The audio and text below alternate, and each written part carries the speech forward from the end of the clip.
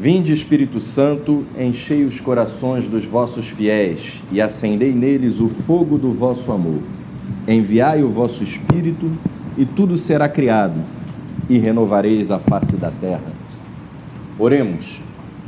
Ó Deus, que instruístes os corações dos vossos fiéis com a luz do Espírito Santo, fazei que apreciemos retamente todas as coisas, segundo o mesmo Espírito, e gozemos sempre da sua consolação. Por Cristo, Senhor nosso. Amém. Estamos reunidos em nome do Pai, do Filho e do Espírito Santo. Amém. Beleza. Vamos lá então. Hoje a ideia é a gente falar do Natal, né? Traz algumas semelhanças aí com o que a gente falou aí 2 semanas atrás, né, do Advento, né, pelo fato do o Advento ser uma preparação para o Natal, né? A gente prepara o nosso coração para essa chegada maravilhosa aí da alegria do mundo, né? Acho que é o título daquela música de bar, né? Jesus, a alegria dos homens, né? Bom dia. É uma música aí que tocou aí muitos casamentos, né? Inclusive no meu, era a música de entrada dos padrinhos, era Jesus, a alegria dos homens, né? A gente acabou de começar, fez a oração inicial. Tá. E aí vê se, eu acho que a gente colocou de um jeito que eu acho que vocês não pegam chuva aqui, né? Eu estava mencionando esse livro aqui do Scott Hahn, né? Como a vida de Cristo mudou o mundo e continua mudando. A gente vai falar um pouquinho disso, né? Mas enquanto no Advento a gente se prepara para essa chegada, né? No Natal é quando isso se concretiza, né? Acontece algo de muito grande, né? Que mudou radicalmente o curso da história, né? A gente vai esmiuçar isso um pouco mais ali, meados ali do meio aí da nossa reflexão, né? Mas é uma coisa para a gente ter em mente desde já, né? A gente está se preparando para algo que vai mudar o curso da história, né? Para um evento histórico. Eu reforço essa palavra, né? Que é o que a gente já disse, né? Como evento histórico, isso distingue o cristianismo das ideologias. Enquanto as ideologias, elas muitas vezes pregam um ideal utópico, né? Que possivelmente não há de chegar, né? A gente prega algo que já aconteceu na história. O Cristo veio ao mundo, Deus se fez homem, né? Et verbum carum factum est, o verbo divino se fez carne e habitou entre nós. É uma coisa muito grande. Agora, para guiar aqui a nossa reflexão, né, a gente tem o começo do Novo Testamento. O Pedro colocou lá nas passagens, lá o Novo Testamento, já começando em Mateus, mas ele começa depois dessa passagem, no período lá, o trecho que o Pedro colocou para a gente no grupo, né, começa no versículo 18, mas eu vou começar do começo mesmo, né? Como o Novo Testamento começa, né? Em São Mateus. Genealogia. Então, genealogia, né? De certa forma, quando você pensa que este livro, o Novo Testamento, né, ele começa com uma genealogia, não há como a gente não fazer uma relação com o Gênesis, né, que é o começo do Antigo Testamento. Então, o Novo Testamento começa com um novo Gênesis, né? Essa genealogia, né, esse radical, né? Gênesis é criação, né, o surgimento das coisas, né? No Gênesis a gente lê como Deus criou o mundo, né, no Gênesis 1 e no Gênesis 2, né? E aqui a genealogia também se serve de como foram criadas as famílias, né? Bom dia, Tiago. E eu destaco aqui a palavra família, né? Durante muito tempo eu tive essa dificuldade, né? Que a gente aprende essas técnicas de Lectio Divina, de como interpretar a Bíblia, né? E aí, vê lá, o Horácio, o Meditácio, todas aquelas coisas, né? Que, resumindo, né? Como se deve ler a Bíblia nesse conceito da Lectio Divina, né? Você lê, faz a leitura, entende qual é o significado concreto disso aqui que eu estou lendo, qual é o significado alegórico disso aqui que eu estou lendo, o que isso aqui que eu estou lendo diz para mim, né? Como isso se aplica à minha vida, e aí como que eu respondo, né? O que eu respondo a Jesus, né? Se a Bíblia é a palavra de Deus, né? Deus está falando comigo através da Bíblia, como eu respondo em relação a isso que eu acabei de ler, né? Então, às vezes é muito útil você ver, né, tá lendo ali o Novo Testamento, você vê como Cristo age, né? Ele faz essa comparação, como eu ajo nessas mesmas situações, comparar o agir de Cristo com o nosso próprio agir. E a partir daí a gente medita, né, como isso transforma a minha vida, né, como eu posso, que tipo de conversão esse trecho da palavra me pede e como eu vou me adequar a ela, né, e levar isso à contemplação. Também insisto que é muito útil a gente ler essas passagens se vendo como um personagem a mais nas passagens da Bíblia que a gente lê, né? Isso é uma forma de a gente vivenciá-las, né, de levá-las para o nosso coração, como Maria tanto fez, né? Mas essa passagem em especial, né, a genealogia de Jesus Cristo, eu sempre tive tanta dificuldade, assim, caramba, né? Se eu tenho que pensar o que isso quer dizer para mim, né? Genealogia de Jesus Cristo. Jesus Cristo, filho de Davi, filho de Abraão. Abraão gerou Isaac, Isaac gerou Jacó, Jacó gerou Judá e seus irmãos. Judá gerou de Tamar, Fares e Zara. Farés gerou Esron, Esron gerou Arão, Arão gerou Aminadab, Aminadab gerou Naasson, Naasson gerou Salmão, Salmão gerou Boz de Rabi, Boz gerou Obed de Rute, Obed gerou Jessé, Jessé gerou o rei Davi, né? E por aí vai, né? Até chegar a Matã gerou Jacó, Jacó gerou José, esposo de Maria, da qual nasceu Jesus, que é chamado Cristo. Portanto, as gerações, né? Olha o mesmo radical, né? Gerações, gerado, Gênesis, né? Tudo tem a mesma etimologia desse mesmo radical. Desde Abraão até Davi são 14. Desde Davi até o cativeiro da Babilônia, 14 gerações, e depois do cativeiro até Cristo, 14 gerações, né? Olá. Então, ok, né? Essa dificuldade, o que isso significa para mim, né? O que eu vou ficar meditando em relação a essa genealogia, né? Acho que fazendo esse... Eu estou em Mateus, no começo do Novo Testamento, Mateus 1, versículos 1 a 17. A genealogia de Jesus. Depois vai ser dada também uma genealogia por São Lucas, né? Não no começo de São Lucas. É no comecinho, mas não é exatamente o primeiro trecho de São Lucas. É uma ótica um pouco diferente, né? A ótica de São Lucas, né? E enquanto aqui em Mateus a gente vem a partir de Abraão, né? De São Lucas, ele vai decrescente, né? Aqui ele vai crescente, né? Abraão para frente até chegar a Jesus. Em São Lucas vai de decrescente, de Jesus para trás até chegar a Adão, filho de Deus. É uma abordagem um pouco diferente, mas a gente tira daqui essa questão da família, né? Há um aspecto familiar aqui, né? Por isso que eu começo essa aula que é sobre o Natal, né? Com o Gênesis 1, versículo 1. O Verbo se fez carne e habitou entre nós e chegou a nós através de uma família que teve as suas gerações, né? A sua genealogia, né? Um gerou o outro, que gerou o outro, que gerou o outro, né? Isso é algo para a gente ter em mente, né? O nosso rei não veio ao mundo militarmente, com guerras, né? Ele veio no seio de uma família, né? Isso ressalta a importância da família para Deus, né? E não uma família qualquer, né? A partir da Sagrada Família.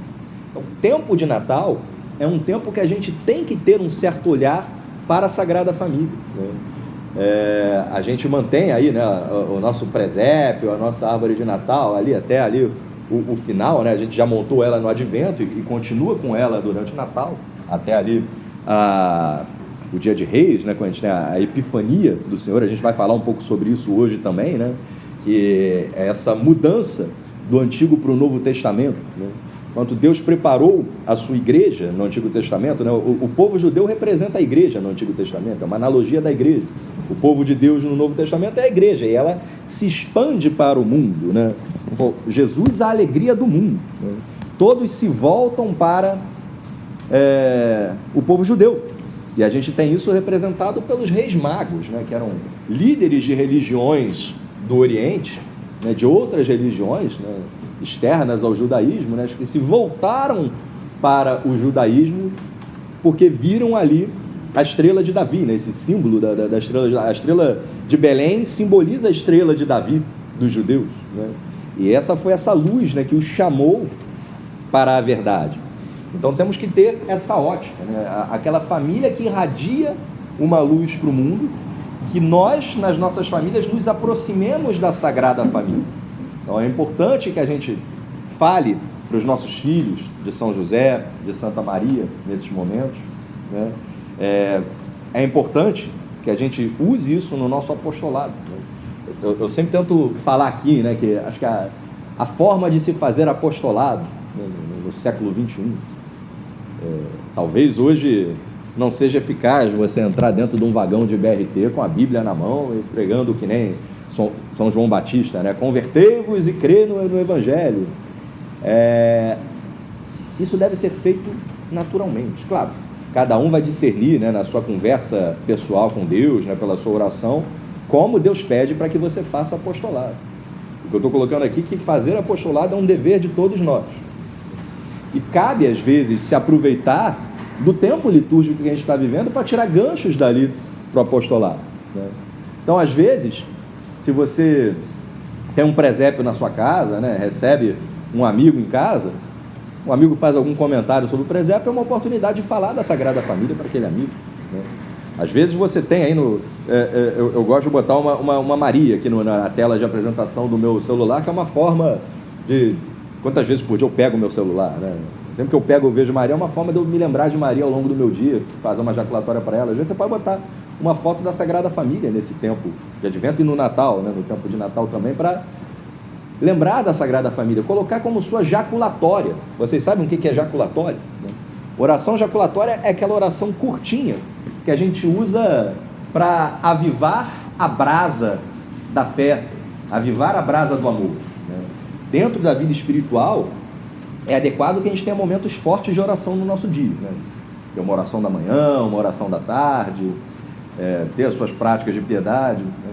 Mas às vezes, ao longo do dia, você não vai passar, nós que não somos religiosos de vida contemplativa, né? Alguns religiosos de vida contemplativa passam uma parte bem significativa do seu dia, às vezes o dia inteiro, em oração, né? Nós que não somos religiosos, que vivemos dentro do mundo, não podemos, né, ficar o dia inteiro vivendo em oração. Mas como orar sempre, que é um mandato que Jesus nos faz, né? Orai e vigiai sempre. Às vezes acendendo a fogueira do nosso amor com pequenas orações jaculatórias, né? É uma oração, Jesus, Maria e José, protegei minha família. Uma oração jaculatória aqui que eu inventei agora.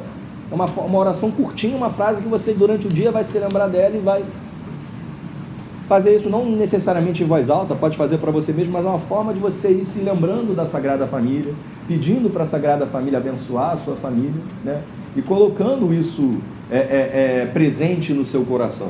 Isso vai avivando a brasa, né? Eu estava brincando, não sei se eu contei isso para você, já estava conversando com um sacerdote amigo meu, ele estava falando, né, que agora no mês de novembro, né, que se encerrou, que a gente usa na igreja o mês de novembro para rezar pelos mortos, né, e para meditar em cima da morte, né? Esse sacerdote, meu amigo, ele falou que a oração jaculatória dele ele é lá do Nordeste, né? No mês de novembro era cabra, tu vai morrer.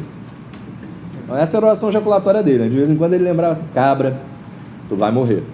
Para lembrar que essa vida aqui é passageira, né? Que aqui tem um fim, né? Que a morte é uma realidade que mais cedo ou mais tarde a gente vai se deparar e que a gente deve se preparar para ela. Uma oração jaculatória no tempo do Advento e no tempo do Natal é uma oração que envolva a Sagrada Família, né? A gente pode levar isso para a nossa contemplação, né? Mas então, voltando aqui, né, a gente começa então o Novo Testamento com um certo Gênesis, né, uma genealogia. A gente volta ao princípio, né, como era lá no Antigo Testamento, né, como o Antigo Testamento começa, né, como é que começa aqui o Gênesis 1. No princípio Deus criou o céu e a terra, né, o primeiro versículo do Gênesis, né? E é interessante o Novo Testamento fazer essa ponte com o Antigo Testamento, trazendo isso de volta, né? Voltar a uma genealogia, né? A gente tem isso em Mateus e a gente vai ter isso em São João também, né? Não como uma genealogia, né? Mas voltando o eco das palavras do Gênesis, né? Do Antigo Testamento, né?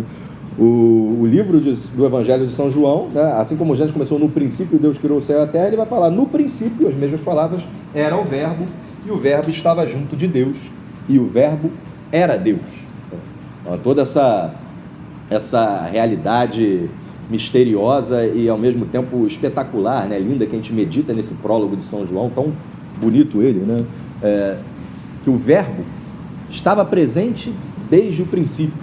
Então cuidado, nunca é demais a gente reforçar, já que eu estou falando aqui que no Natal a gente comemora um acontecimento histórico, né, de que o Verbo se fez carne, isso aconteceu em um momento da história. No princípio, o Verbo não era carne, o Verbo era Espírito.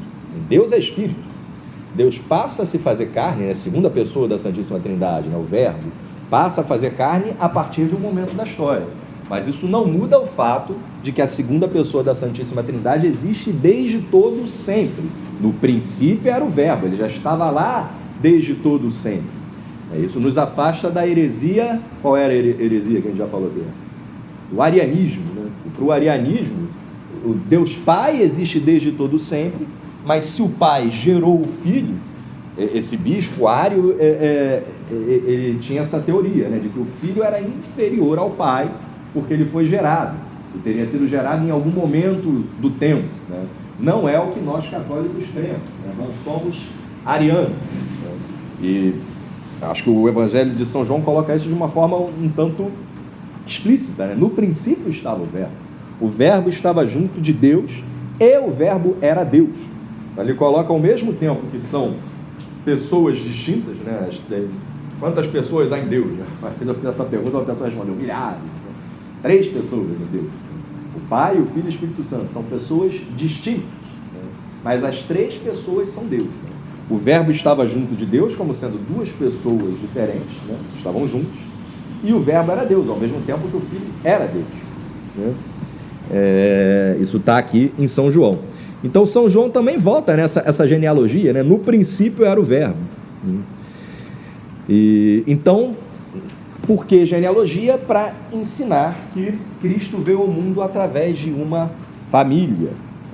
Essa célula da sociedade que a gente diz que é a igreja doméstica, né? A sua família é a sua pequena igreja, né? Esse fragmento de sociedade que deve ser cuidado.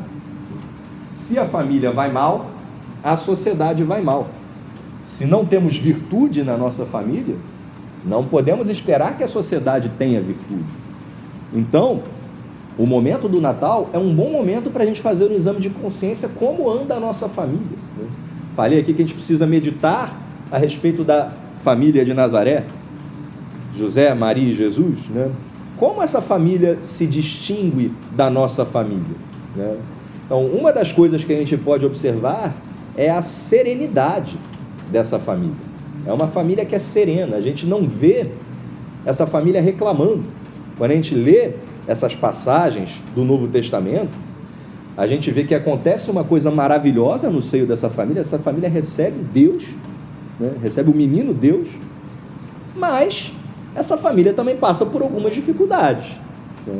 Essa família passa por grandes dificuldades, e a gente não vê essa família reclamando. A gente vê essa família, olha, aquela história, né?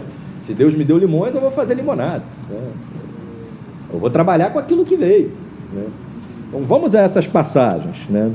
A gente vai ler tanto em Mateus como em Lucas, né? São os 2 evangelistas que vão mencionar certos aspectos da infância de Jesus, né? A ideia é que um pouco nessa aula de hoje a gente fale um pouco da vida oculta de Cristo, que a gente fale da infância de Jesus, né? Uma boa leitura para se usar, como leitura espiritual nesse tempo, seria aquele 3º volume daqueles 3 livros de Jesus de Nazaré, do Papa Bento XVI, onde ele fala da infância de Jesus, né? É muito interessante esse livro, né? E olhar a infância à luz desses 2 evangelistas, né? Mateus, né, que vai narrar um pouco sobre a ótica de São José, né, que Mateus fala para os judeus, e Lucas, né, que vai revelar aspectos da infância de Jesus que nos vão dar a entender que certamente Lucas teve algum relacionamento com Nossa Senhora, né? Por exemplo, quando Lucas nos fala: e Maria guardava silêncio, mas meditava todas essas coisas no seu coração. Então São Lucas vai colocar aspectos da vida de Nossa Senhora e da infância de Jesus que Maria guardou silêncio, que Maria nunca contou para ninguém, né? Mas teve ali em primeira mão com Lucas, né? A tradição nos conta que Lucas esteve na Turquia, na região onde conta-se que Maria viveu com São João Evangelista, né? Depois do Pentecostes, né?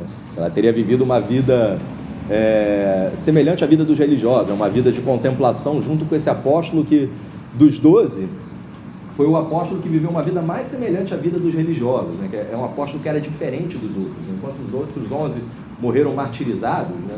A tradição não conta que São João foi martirizado, mas que viveu uma vida mais contemplativa, uma vida mais afastada do mundo, uma vida mais dedicada à oração. E é muito bonito quando a gente lê essa diferença, né, do evangelho de São João contra os outros 3 evangelistas, que são chamados os evangelistas sinóticos, né? Existem semelhanças entre Mateus, Lucas e Marcos, né? E o evangelho de João, de alguma forma, se distingue um pouco, né? Ele é mais poético, ele é mais contemplativo, ele se define como o discípulo que Jesus amava, né? Tem algo diferente no evangelista São João, né? E há essa distinção, né? São João é mais Maria, os outros são mais Marta, né? Essa distinção entre as pessoas que têm um chamado por uma vida mais dedicada à oração, né? Que é a vida dos religiosos, né? Uma vida mais fechada ao mundo, né? E mais para o interior, né? São João tinha isso, né? E a tradição conta que ele viveu com Nossa Senhora, né? E possivelmente ele foi visitado ali por São Lucas, né? E que pôde conversar, né? E como médico, né? Você vê que ele é muito minucioso nos seus relatos, né? São Lucas é muito detalhista quando ele descreve aspectos da vida de infância, aspectos da infância de Jesus, e você vê que há uma preocupação dele com minúcias históricas. Eu ia começar por São Mateus, então, já que eu estou falando de São Lucas, eu vou começar por São Lucas, né? Então, ele vai colocar: nos tempos de Herodes, rei da Judéia, houve um sacerdote por nome Zacarias, da classe de Abias. Sua mulher, descendente de Arão, chamava-se Isabel. Então, São Lucas vai nos dando detalhes, né, para ratificar o seu relato, né? Não é um boato, uma história solta, né? Então, hoje existem muitos livros, de certa forma, até blasfemos, né, que vão querer falar aí sobre o Jesus histórico, né? Se fala, não, vamos resgatar o Jesus histórico, aquele Jesus que realmente viveu na Terra, em oposição a esse Jesus mítico, né, que os cristãos pegam. Jesus mítico coisa nenhuma, né? O Jesus histórico é esse aqui. E você vai vendo o cuidado com os detalhes históricos que Lucas teve para narrar os seus fatos, né? Muitas vezes essas tentativas de falar de um Jesus histórico é apagar todos os aspectos sobrenaturais, né, da vinda de Cristo. Você vê uma preocupação com os detalhes históricos, né? Ele fala em que tempo foi, que Herodes era rei da Judéia, tinha lá esse sacerdote Zacarias. Quem era Zacarias? Ele era da classe de Abias, ele tinha essa esposa Isabel, né? Mais adiante, São Lucas vai colocar, no capítulo 2, naqueles tempos apareceu um decreto de César Augusto, ordenando o recenseamento de toda a terra. Esse recenseamento foi feito antes do governo de Quirino na Síria. Então, você percebe que há uma preocupação com São Lucas em detalhar que momento histórico foi esse, né? Era um momento em que César Augusto era o rei, ordenou o recenseamento. Esse recenseamento foi feito antes do governo de Quirino na Síria, né? Ele dá detalhes históricos para falar disso. Todos iam alistar-se, cada um na sua cidade. Também José subiu da Galileia, na cidade de Nazaré, à Judéia, cidade de Davi, chamada Belém. Então, detalhes históricos do tempo e do espaço, né? Quando e onde essas coisas aconteceram. Porque era da casa e família de Davi, para se alistar com a sua esposa Maria, que estava grávida. Estando eles ali, completaram-se os dias dela, e deu à luz a seu filho primogênito. E, envolvendo-o em faixas, reclinou num presépio, porque não havia lugar para eles na hospedaria. É muito interessante que os evangelistas eles conseguem ser ao mesmo tempo sucintos e densos, né? São palavras muito curtas, né? São trechos curtos, pequenos, mas que se tira grande riqueza a partir deles.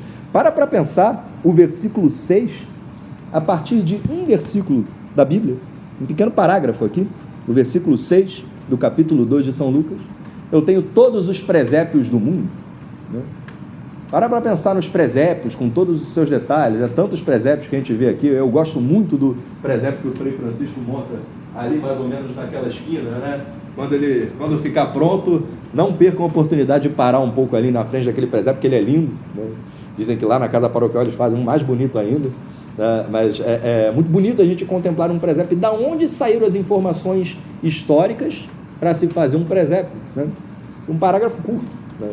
Tudo bem, vão ter outras coisas aqui de outros trechos aqui de São Mateus, né? A gente vai ter a presença dos magos, né? A gente vai ter a presença dos pastores que não estão aqui, mas o cerne da coisa, né, está aqui, né? Deu à luz a seu filho primogênito, envolveu em faixas e reclinou num presépio, porque não havia lugar para eles na hospedaria, né? No presépio ou numa manjedoura, né? O local onde botava comida para os animais, né? E aí a gente para, né? De novo, né? Você lê e medita, né? E faz essa comparação, né? Como Jesus e a Sagrada Família, que no caso age, como eu ajo. Aí você vai lembrar, né, daquela viagem que você fez lá para um hotel bacana e que você ficou reclamando porque a água não ficava quente, né? A água aqui eu tento botar, eu não consigo temperar, né? Eu boto um pouquinho mais para cá, ela fica muito quente, boto um pouquinho mais para cá, muito frio. Pô, que quarto horroroso, difícil, né? Como a gente reclama às vezes de ninharias, né? Então, esse é um bom exercício para a gente fazer no tempo de Natal, né? Não reclamar.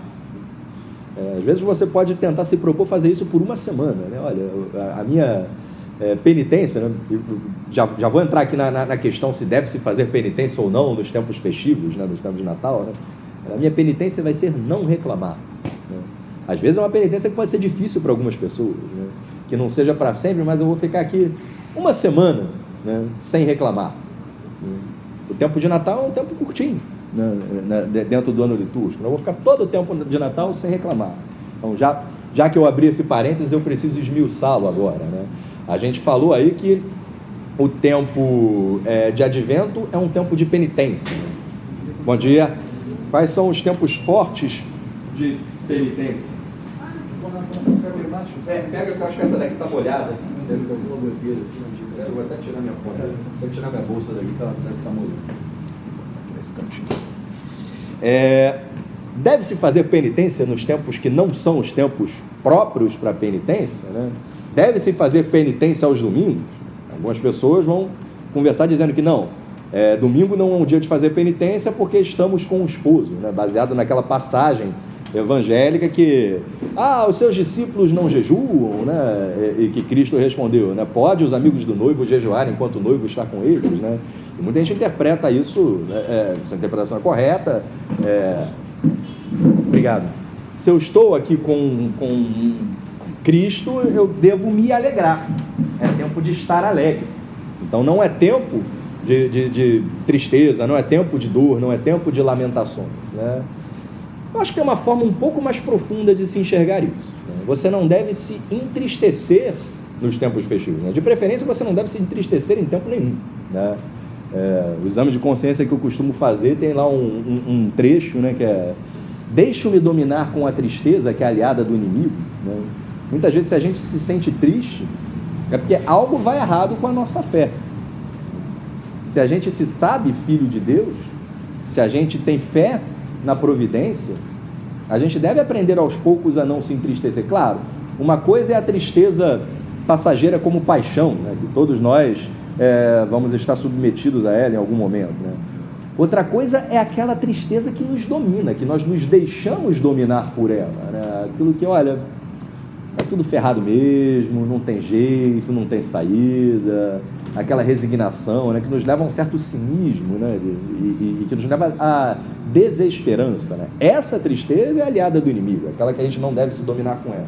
Então, o que eu quero dizer com isso?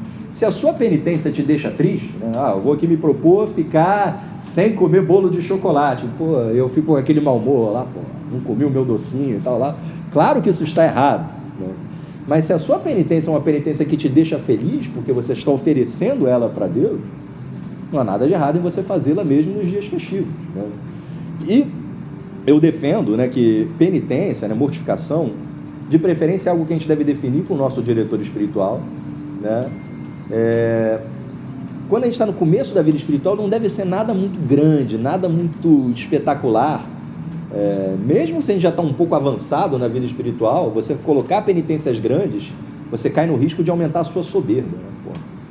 Olha como eu sou penitente, né? Fazer que nem aquele fariseu lá, né, que Jesus, obrigado porque eu faço jejum, porque eu dou esmola, eu não sou como esse publicano aí, né? Então, a penitência grande, ela te traz o risco de aumentar a sua soberba. A penitência deve ser combinada com o diretor espiritual, né, de preferência, uma pessoa que conheça a sua alma, que sabe o que você pode, até onde você consegue e até onde talvez seja exagero, né?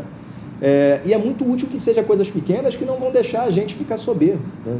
Então, às vezes eu vou colocar como penitência isso, né? Não vou reclamar na tarde de hoje. Ele vai ficar muito orgulhoso porque não reclamou na tarde de hoje, né?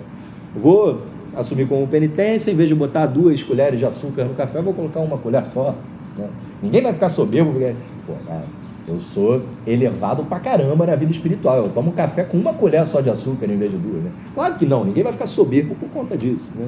E ao mesmo tempo tem um valor para Deus, quando você faz isso para Deus, né? Você diminui o açúcar para você perder aí uns 2 centímetros de cintura, é uma coisa, né? Claro que é bom você cuidar da sua saúde, mas tem um valor maior quando você oferece isso para Deus, né? Isso aqui que eu fiz, Senhor, eu fiz para Ti, né? Então eu vou comer um pouquinho mais daquilo que eu gosto menos, um pouquinho menos daquilo que eu gosto mais, e eu ofereço para Deus. Então pode-se fazer penitência mesmo nos tempos festivos, né? É claro, a igreja pede que nos tempos de penitência, advento e quaresma, a gente coloque um pouquinho a mais, né? Mas uma pequena mortificação para ir equilibrando o nosso caráter, para a gente não ficar apegado ao mundo, para a gente não ficar apegado às coisas materiais, pode ser mantida também, né? No tempo de Natal e nos domingos, tá? Então, uma penitência pode ser essa, né? Não reclamar, né? Essa, puxa, para pensar, né? Se não fossem santos aqui, né? Imagina, se coloca na cena do Evangelho, né? Você tem ali José, Maria, sentados num burrinho, andando, sei lá, 120 quilômetros, né? Qual era a distância entre Nazaré e Belém? Passaram aí dias de viagem, né? Pode ser que se hoje você pegue aí uma viagem de avião para a Terra Santa, você chegue em Belém mais rápido do que José, Maria e... Jesus estava na barriga, né? Mais rápido que a Sagrada Família levou, né, na viagem deles, né? E isso a gente está falando de uma mulher grávida, prestes a dar à luz, né? E não era nem num animal confortável, não era num cavalo ou num camelo, não sei que animais tinham lá naqueles lados, né? Era num burrinho. É um animal ainda mais desconfortável, né, para você viajar grávida de 9 meses, né?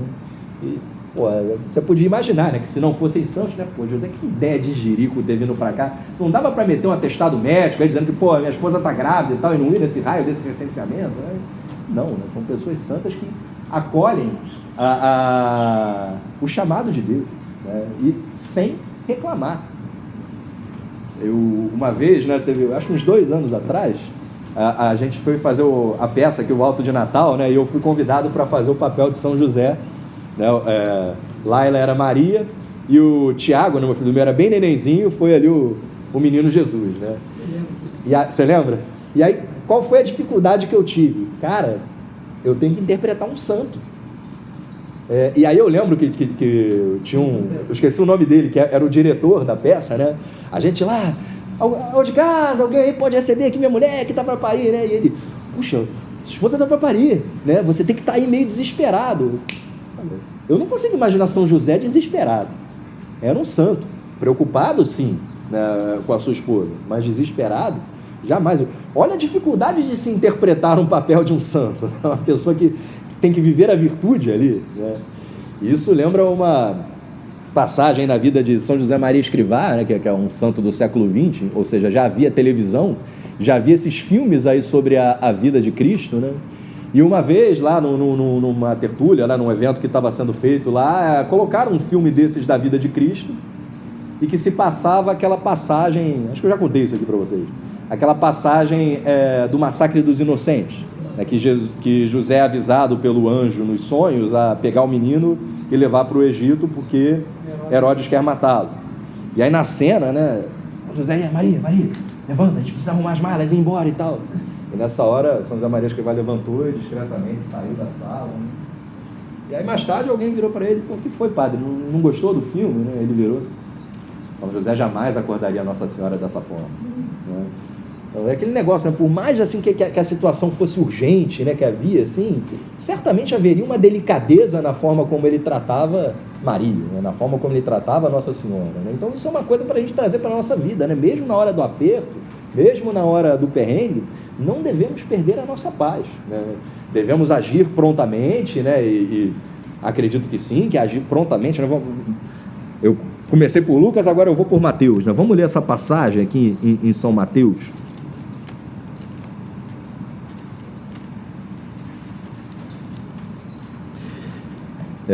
Depois de sua partida, um anjo do Senhor apareceu em sonhos a José e disse, eu estou em Mateus 2, versículo 13, levanta-te, toma o menino e sua mãe e foge para o Egito, fica lá até que eu te avise, porque Herodes vai procurar o menino para o matar.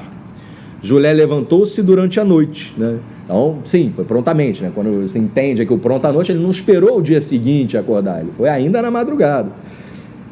Tomou o menino e sua mãe e partiu para o Egito e ali permaneceu até a morte de Herodes para que se cumprisse o que o Senhor dissera pelo profeta, do Egito chamei meu filho. Né?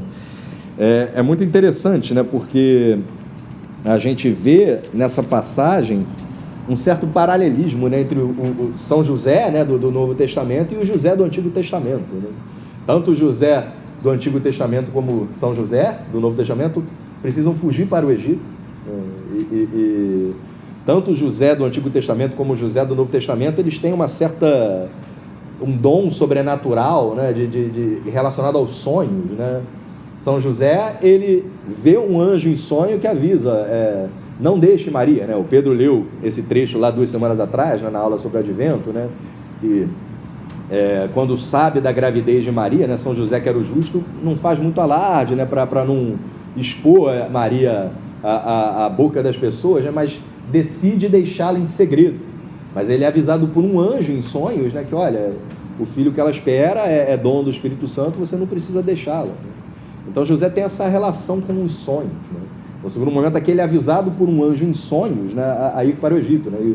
E o José lá do Antigo Testamento, ele também tinha esse dom relacionado aos sonhos, ele interpretava os sonhos do faraó. Né? O faraó tinha lá uns sonhos lá mirabolantes e o José do Antigo Testamento ia interpretando esses sonhos e com isso ele ganhou fama, né? Ficou famoso no Egito e ganhou a amizade do faraó, né? A partir disso. Há um paralelismo, né, entre esses dois Josés. Então isso, né? A gente observar a Sagrada Família e aprender com ela a não nos desesperar, a seguir esse ensinamento de Cristo, né? Não vos preocupeis com o mundo, eu venci o mundo. Né? E isso é uma forma da gente tentar manter a serenidade, mesmo nas horas da adversidade. Né? Então, temos que levantar no meio da madrugada e ir para o Egito, vamos embora, vai acordar a esposa com delicadeza e vão. Né? Não tem lugar para ter o filho, né? Vai ser ali num estábulo, né? Não tem um berço, vai botar ali no prato onde os animais, né? Olha que coisa, né? Aquele que é o rei, né? A dignidade encarnada vai ser colocado numa manjedoura, nessa simplicidade, né? E sem reclamar.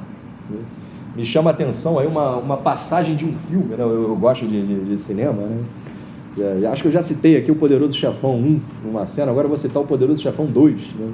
Tem uma cena do Poderoso Chefão 2 que me encanta também. Né? Já assistiram o Poderoso Chefão? Acho que a maioria assistiu. Né? Então, no Poderoso Chefão 2 tem lá umas passagens, né, que dizem respeito lá ao personagem, lá, que é o Dom Vito Corleone, quando ele era jovem ainda, e que ele estava lá, imigrante da Itália, ali naquela Nova York do começo do século XX, e ele perde o emprego. Ele trabalha ali como ajudante numa padaria, e tem lá o mafioso local que vira lá para o dono da padaria, olha, eu preciso que você dê aqui um emprego para o meu sobrinho. Pô, mas não tenho, dá seu jeito. E ele vai lá e demite o Vito Corleone para dar um emprego do Vito Corleone para o sobrinho. Né? E aí ele vai lá falar com ele cheio de dedos, ele, olha, não, eu entendo e tal, não sei o que, ele sai ali com dignidade. E aí tem essa cena que eu acho linda, né? Dele chegando em casa com um envelope pardo, tá a esposa ali com os filhos, né? Ele entrega aquele envelope para a esposa abre assim, tira uma pera, aí vira para ele, nossa, que pera linda. me dá um beijo. Pensando o que significa isso? São pessoas que estão vivendo na pobreza. A função do pai de família é trazer comida para dentro de casa. Né? E ele vem, né, com um sorriso. Ele não diz nada, né? Desculpe, meu amor, eu só pude trazer essa pera aqui para o nosso jantar. Ele vem dar um sorriso, dá um beijo na esposa e entrega a pera. E a esposa também é virtuosa, né? E sabe que o marido está lutando e que, ó, estamos na pera, e elogia, né? Puxa, mas que pera linda. É uma cena que me marcou muito desse filme, né? Então, isso é uma proposta para a gente fazer no tempo de Natal, que não reclamemos, né? Não apenas quando nos falta aquilo que é supérfluo, né? Claro que é uma gravidade muito maior, né, quando a gente reclama de não ter aquilo que é supérfluo, de não ter aquilo que a gente não precisa, né? Quantas vezes a gente não faz isso, né? Eu tenho o carro X, mas poxa, eu bem poderia ter o carro Y, né? A gente às vezes tende a reclamar por querer ter coisas a mais, né, do que a gente tem. Aquela música do Zeca Pagodinho fala, né? Coisa mais feia é gente que vive chorando de barriga cheia, né? Quantas vezes a gente está de barriga cheia e a gente está reclamando? Então, é horrível a gente reclamar daquilo, de não ter aquilo que é supérfluo. Agora, é ainda mais heróico, ainda mais santo, quando a gente não reclama por não ter aquilo que é necessário. Isso é um passo além, né? Reclamar de não ter aquilo que é supérfluo é ruim. Não reclamar de não ter aquilo que é necessário é heróico. É saber ver mesmo na adversidade uma forma de Deus agir. Me explico melhor. A gente está contemplando o rei que veio ao mundo na simplicidade de um neném. Um neném, né? Que é a criatura mais singela, né? Que todos olham com aquilo, pena, né? Todo mundo acha aquilo inocente, né? Um menino, um menininho. Isso é um convite para aquilo que Santa Teresinha do Menino Jesus tão bem ensinou, que é a chamada vida de infância. E que Cristo fala, né? Quem quer se fazer grande no reino de Deus precisa ser como um menino, porque das crianças é o reino de Deus, né? E Deus nos ensina isso, né? Uma das formas de nos ensinar é nessa vinda ao mundo como um menino, com essa simplicidade, com essa singeleza do menino. Então, que buscamos ser mais simples. Não quebremos a cabeça com 500.000 preocupações. Muitas das nossas angústias é porque a gente complica demais as coisas, né?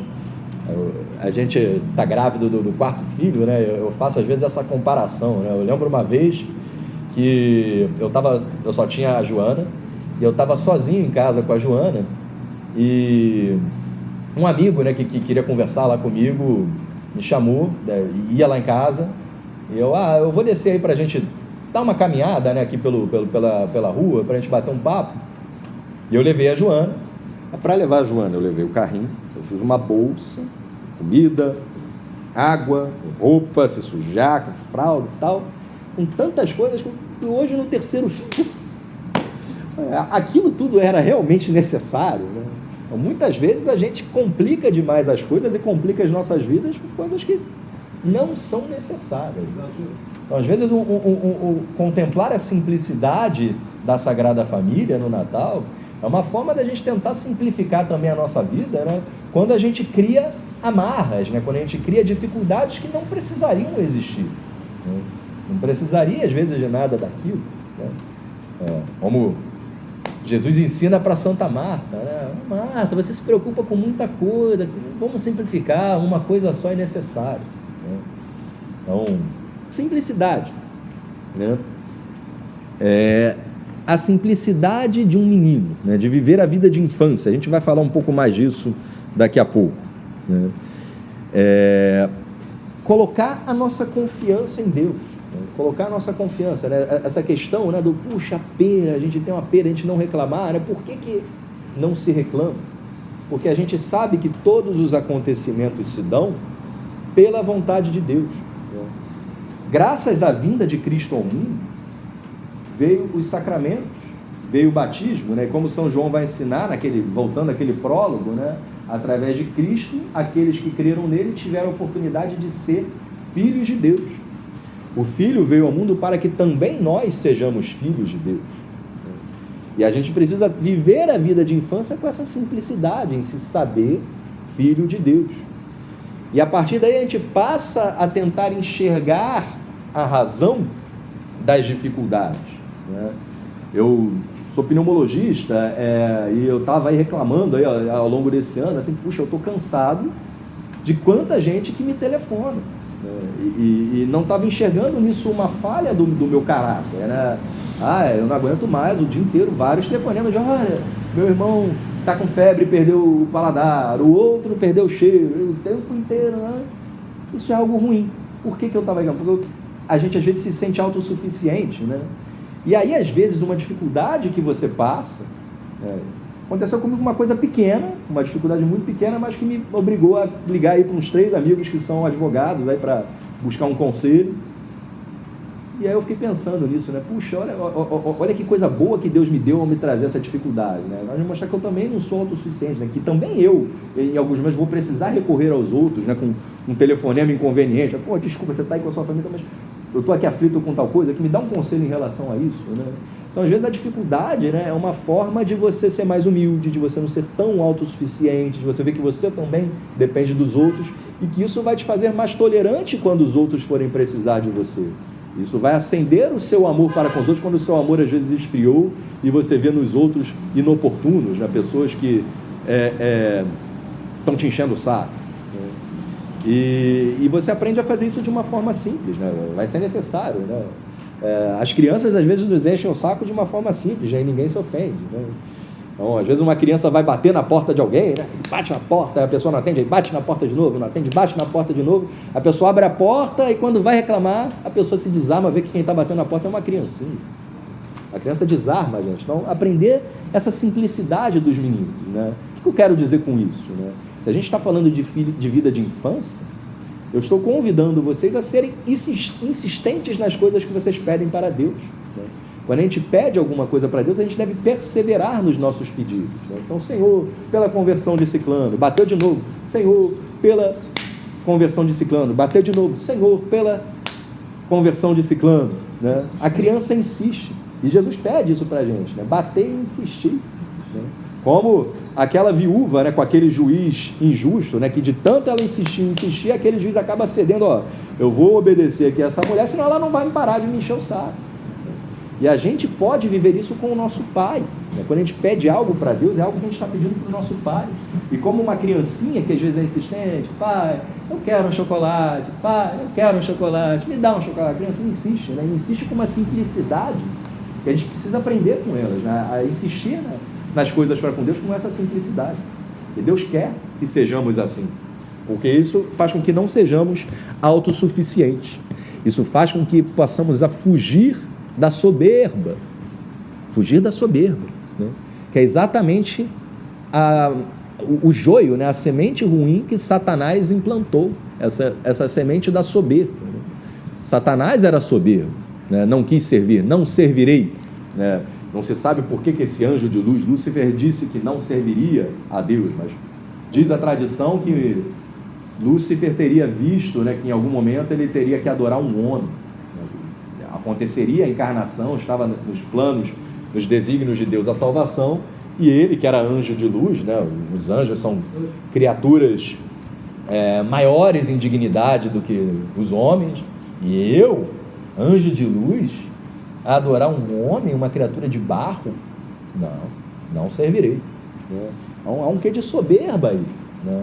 E é muito interessante, né? Porque você para pensar na proposta do diabo e na proposta de Deus, são propostas muito semelhantes, com a diferença dessa questão da soberba, né? A gente vai ter aqui, por exemplo, né, em Mateus 5,48, Sermão da Montanha, né? Portanto, sede perfeitos, assim como vosso Pai Celeste é perfeito. Já falei dessa passagem várias vezes aqui nessas aulas, né? Aquilo que Jesus nos pede nessa passagem é algo muito grande. Caramba, Jesus está me pedindo para ser perfeito. Eu, criatura de barro, ser perfeito. Como isso é possível, né? Nós, cristãos, sabemos que isso só é possível junto de Deus. E sem Deus nada somos pó, né? E um santo chega à santidade não sozinho, quando ele chega à santidade, ele está sendo como São Paulo falou: já não sou eu que vivo, é Cristo que vive em mim. Um santo só é santo porque ele se esvaziou de si mesmo, e é Cristo quem faz as suas grandes obras, e não ele, né? Então, o São Pio de Petrutina, que é lá o dom da bilocação, aparece nos Estados Unidos e na Itália ao mesmo tempo, que estava ali voando no meio daqueles caças aliados, impedindo que eles bombardeassem a cidade dele, Petrutina. Só faz isso porque não é ele que está fazendo, é Jesus que faz aqui.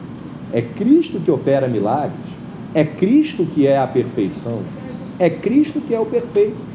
Mas como os santos estão unidos a Cristo intimamente, naquilo que Santo Agostinho descreve que é o Cristo total, né? A igreja é o tronco, Cristo é o tronco e nós somos os galhos, né?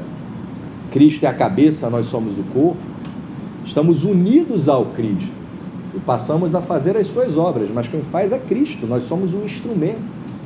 Quem faz a obra de arte não é o pincel, é o artista. Mas se o pincel é dócil às mãos do artista, vai haver uma grande obra de arte, né? Se o pincel é dócil, né, saem as coisas belas, né? Se o pincel é rebelde, só vai sair rabisco. Então nós somos pincel nas mãos do artista, que é Cristo, né? E quando já não sou eu que vivo, é Cristo que vive em mim, conseguimos chegar a essa perfeição que é a vida de um santo de sétima morada. E eu faço essa comparação com a proposta do diabo. A proposta de Cristo é a perfeição, mas é a perfeição com Cristo. E a proposta do diabo, que vai estar lá em Gênesis 3, é verdade que Deus os proibiu de comer do fruto de toda a árvore do jardim? A mulher respondeu-lhe. É engraçado, né? Que a mulher começa querendo defender a Deus, né? Mas querendo defender a Deus, ela entra no papo do diabo. Não, o melhor é nem dar conversa para o diabo. Ela começa querendo defender a Deus. Não foi isso que ele falou, não. Ele falou, podemos comer do fruto das árvores do jardim, mas só do fruto da árvore que está no meio do jardim, Deus disse: vós não comereis dele, nem o tocareis, para que não morrais. Oh não, tornou a serpente, vós não morrereis, mas Deus bem sabe que no dia em que dele comerdes, vossos olhos se abrirão e serão como deuses. Então, a proposta do diabo é parecida. Olha, você será perfeito, você será como deuses. Isso é a soberba. É a gente querer ser como deuses sem Deus, né? Que é a parábola do filho pródigo também, né? O filho pródigo vai dizer para o filho mais velho, né? Meu filho, tudo que é meu é seu. Isso está no Salmo 2. Né? No Salmo 2, né? Vamos ao Salmo 2. Né? Tudo aquilo que é do pai, o pai dá de bom grado para o filho. Né?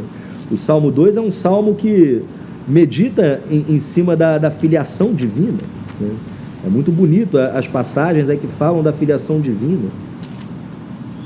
Por que se tumultuam as nações e por que tramam os povos vãs conspirações?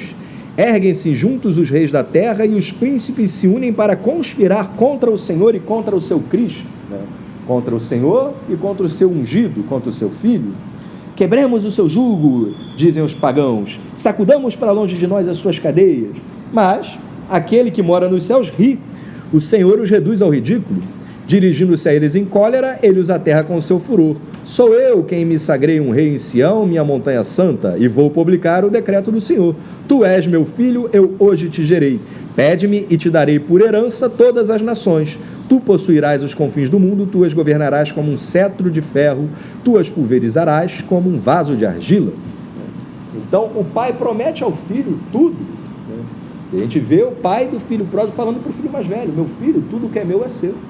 E o que o filho pródigo pede? Eu quero a minha herança. Mas eu não quero a minha herança contigo. Eu quero ir lá para os meus lados. Ele quer ser como Deus, ele quer ter as posses sem Deus. Mas ele quer ir lá numa terra distante. Né? É o mesmo convite do diabo. Então, Cristo vem ao mundo para que sejamos Deus com Deus. Para que possamos fazer parte junto com Ele da família divina. Nos unimos a Cristo pelo batismo e passamos a ser também nós filhos de Deus, né? E através desse sentido da filiação divina, conseguimos alcançar o que Santa Teresinha chama de vida de infância. É entender que nada acontece fora do desígnio de Deus. Nenhuma tribulação existe se a gente não pode tirar algo de bom dela. É aquilo que São Paulo ensina, né? Tudo concorre para o bem daqueles que amam a Deus. Então Deus não vai colocar uma cruz mais pesada do que aquela que você consegue carregar. Se você tem essa fé que Deus está no comando da história, enxergue em todas as cruzes oportunidades que Deus te dá para algum tipo de crescimento pessoal, né? Uma vez eu falando isso, eu estava dando catequese para jovens, né? É muito mais difícil dar para jovens do que dar para adultos, né? Os jovens são bem mais questionadores, né? Teve um menino que respondeu assim: ora, pois, mas se Deus não dá uma cruz mais pesada do que eu consigo carregar, né? Como é que tem gente que se suicida por aí? Boa pergunta, né? Foi muito boa pergunta. E claro, né, que isso requer, não tem uma resposta rápida, simples, né? A resposta é muito profunda, porque diz respeito a vários elementos da fé. Um dos elementos é não ver a morte como a derrota. O primeiro ponto é aí, né? Claro, assim como existem pessoas que se suicidam, existem pessoas que morrem por todo e qualquer tipo de doença. Então, não só porque existem pessoas que se suicidam, por que existem pessoas que morrem de câncer? Por que existem pessoas que morrem de coronavírus? Né? Bom, como ver isso com olhos da fé? Uma questão é essa, né? Viver para mim é Cristo e morrer é lucro. Para a pessoa que é santa, a morte é lucro. A morte é o momento de ir plenamente para junto do Pai, né? Especificamente a questão do suicida, né? Acho que já houve tempo, até você vê em certos livros que... um livro que eu gosto muito, que é A Fé Explicada, né, do Padre Léo Tresser, vai ter lá essa passagem, né? Um suicida não pode ter enterro cristão, porque o suicida morreu necessariamente em pecado mortal, né? Cometeu um homicídio contra ele mesmo. E aí, peraí, né? Então, o catecismo vai falar disso, né? A gente teve recentemente a aula do Quinto Mandamento, né? Muitas coisas podem acontecer entre o 20º andar e o chão, né? Entre elas, a pessoa tem um ato de contrição perfeita. Só pode se arrepender e ter... Quando a gente tem um ato de contrição perfeito, né, ele por si só já te salva, mesmo sem você ter a confissão sacramental. Como na maioria das vezes a gente não sabe se o nosso ato de contrição foi perfeito, é mais seguro que você busque a contrição sacramental, a confissão sacramental. Mas o ato de contrição perfeito, ele já te salvaria. E outra coisa, lembra, o pecado mortal, ele tem que ser plenamente deliberado.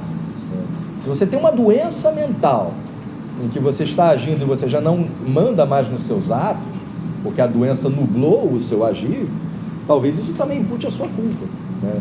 Da mesma forma, né, que a gente fala que a criança não vai para o inferno, a criança pequena, porque ela ainda não chegou à idade da razão. Então, se ela não chegou à idade da razão, ela não tem plena deliberação sobre os seus atos. Então se diz, né, uma criança que morreu sem ser batizada não iria para o inferno, iria para o limbo, né?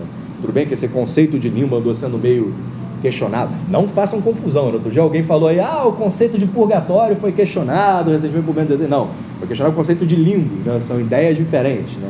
Limbo seria um local em que há felicidade plena, né? Não a felicidade, tudo bem, plena talvez é uma palavra perigosa. A felicidade, não plena. Não a mesma felicidade do céu, né? De ver Deus face a face, né? Mas seria justo, né, que aquela criança que não teve oportunidade, né, que não pecou porque não chegou à idade da razão, não fosse para o inferno, né? Se questiona não vou entrar, foge muito do nosso assunto, né? Não vou detalhar essa ideia do limbo, né? Mas a questão é que se você não está em pleno domínio das suas faculdades mentais superiores, né, a sua culpa fica diminuída. Então, você tem que distinguir o suicídio em duas possibilidades. Esse cara realmente tem uma doença psiquiátrica gravíssima, que ele não está respondendo mais por ele mesmo, né? Ou se é uma pessoa que cometeu esse ato por covardia e não se arrependeu, né? No primeiro caso, essa pessoa pode muito bem ter sido salva, sim, né? E aí, nesse caso, a depressão para ele foi uma doença como um câncer terminal, né? Não é que foi uma cruz que ele não soube carregar. Mas se ele fez isso por covardia, né, ele poderia ter enfrentado a sua doença, a sua depressão, mas optou por uma saída covarde. Nesse caso, realmente, essa pessoa, não é que ele não soube suportar a cruz, ele poderia ter suportado a cruz, mas ele não quis lutar. São situações diferentes, né? O primeiro caso é como qualquer outra doença terminal, um enfisema pulmonar terminal, uma cardiopatia isquêmica terminal, um coronavírus grave, né? São situações distintas, né? Tá, como eu falei, não é uma resposta assim, a pergunta foi muito boa, né? Não é uma resposta simples, é uma resposta que eu tenho que dar todo um detalhamento, né, para a gente entender. Mas a questão é isso, né? É colocar a nossa esperança em Deus, né? Ver a mão de Deus sobre todos os acontecimentos, né? E aí você começa a ver na adversidade formas que Deus coloca para moldar a sua santidade, né? Desse exemplo aí, né? Quando você tem uma situação que você precisa da ajuda de outra pessoa, você se faz menos autossuficiente, você fica mais tolerante com o outro, né? São José Maria Escrivá vai colocar no seu livro O Caminho, né, naquele primeiro capítulo que ele vai falar sobre o caráter, né? Você reclama que o seu caráter se choca com o do outro, né? É preciso que seja assim, porque se não fosse assim, você não ia adquirir essa forma acinzelada, esculpida que é a santidade, você se manteria bruto. Se o seu caráter não se chocasse com o do outro, você não se santificaria. Às vezes é exatamente por ter conflito, né, que a gente vai moldando o nosso caráter, né? E você vê isso às vezes, né, na vida das pessoas que não tiveram dificuldade, né? Como médico, né, eu acabo às vezes lidando com pessoas que tiveram uma vida sofrida e pessoas que às vezes tiveram uma vida mais fácil, né? Acho que dificuldades todo mundo tem, né? Alguns mais, outros menos, né? E às vezes para a pessoa que teve a vida muito fácil, na hora que vem a doença, é um choque. A pessoa às vezes não aprendeu a lidar com a adversidade. E às vezes essa pessoa despenca, essa pessoa cai em desespero, porque tinha tudo, tinha muitas posses, a vida era abundante, não teve dificuldades, e aí vem a doença e passa uma rasteira. E aí essas dificuldades aparecem. E a pessoa não aprendeu a lidar com isso. Quando a gente aprende a lidar com a dificuldade, ser menos autossuficiente, entender que Deus está por trás de tudo e que isso é para o nosso bem, né? A gente passa a enxergar isso nos acontecimentos. Está tendo essa dificuldade, o pai está brincando comigo, né? O pai tirou aqui uma das rodinhas da bicicleta que é para eu poder aprender a andar de bicicleta sem rodinha. Mas aí eu vou cair? Vai cair. Mas aí você vai aprender a andar de bicicleta sem rodinha. O pai está por trás, foi ele que tirou a rodinha ali para você aprender a algo que é maior para você. Não ficar dependendo de muletas, né? A gente vive essa vida de infância, né, exatamente para que não tenhamos pernas de pau na vida espiritual, né? O que consiste em ter pernas de pau na vida espiritual? A gente querer ser maior do que a gente é realmente, né? A gente tem essa vontade de ser grande e querer ser grande de maneira falsa, né? O que é ser grande de maneira falsa? É tentar ser grande sozinho. Ser grande sozinho é ser grande em perna de pau. Você está em cima daquelas mãos, aquelas pernas não são reais. E já você vai tropeçar, né? Você precisa ser grande junto com Deus. Deus pede para que você realize coisas grandes, né? Sede perfeito como o vosso Pai Celestial é perfeito, mas junto com Ele, né? E não de forma independente, não de forma prepotente. Fugir dessa soberba. A criança, ela se sente segura, né, junto com Deus, né? Então, hoje de manhã, né, o Tiago estava montando o quebra-cabeça, né? Então monta aquele quebra-cabeça, ele tem 2 anos. Papai, me ajuda, né? Ele sabe que com o papai ajudando ele vai conseguir montar o quebra-cabeça. A Joana quer montar lá o castelo de Lego da Rapunzel, né? Papai, me ajuda, né? Sozinho eu não consigo, mas com a ajuda dos meus pais eu vou conseguir, né? Que tenhamos isso também, né? Que coloquemos, né, todo o nosso empenho nos nossos empreendimentos humanos, né? Que trabalhemos como se tudo dependesse de nós e não de Deus, mas que rezemos também como se tudo dependesse de Deus e não de nós. Se colocamos o nosso empenho, mas abrimos mão de Deus, as nossas empresas não vão dar certo. As nossas empresas não vão dar certo. Mas se colocamos Deus junto, né, elas vão frutificar mais. E isso se dá muitas vezes quando a gente faz as coisas por amor, né? Quando você coloca um projeto, você coloca amor no seu projeto, né? Você quer aquilo com vontade, né? Você coloca Deus junto, né? E as coisas tendem a dar mais certo. E aí a gente não deve se afligir com as muitas quedas, né? Viver a vida de infância, né, passa por isso também, né? Não se afligir com as quedas. Faz parte da vida de infância a queda. Uma criança que está aprendendo a andar vai cair, e vai cair muitas vezes, mas o pai está lá e levanta. E é muito interessante isso, né?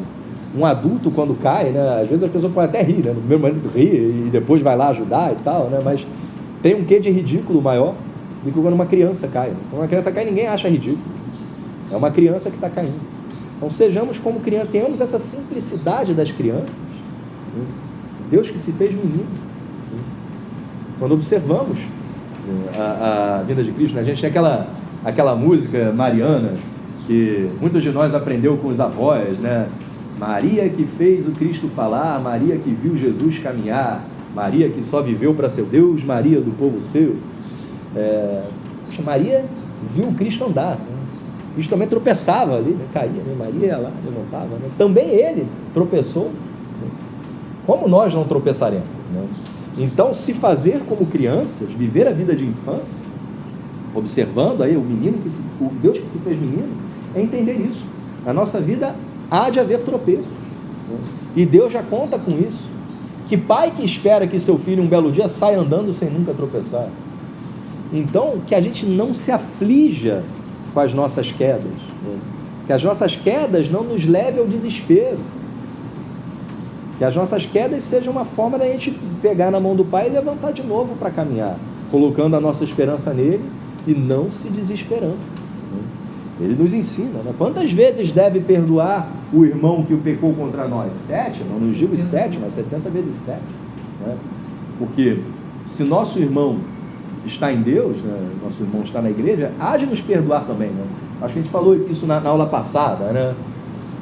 O mundo diz que você pode fazer qualquer coisa, a igreja diz que você não deve fazer algumas coisas. O mundo não perdoa, a igreja sempre perdoa, sempre perdoa. Deus sempre vai te perdoar. Se você falhar, né, não conseguiu cumprir aquele teu propósito, papai, desculpa, ele vai te levantar de novo e vai te ensinar a caminhar junto com ele. Que a gente veja isso na vida de infância, que a gente contemple o menino Jesus criança no lar de Nazaré, né? Não sei se quando ele voltou para Nazaré ele já era adolescente ou não, né? Essa passagem que a gente leu, né? Quanto tempo ele ficou no Egito, né? A gente não sabe, né? A gente sabe que com 12 anos ele já tinha voltado, né? Mas quando foi, a gente não sabe, né? É um grande mistério aí que a gente vai ler daqui a pouco, né? Mas viveu como uma criança e precisava aprender as coisas como criança. Vamos ler então, né, essas passagens, né, da vida de infância em São Lucas.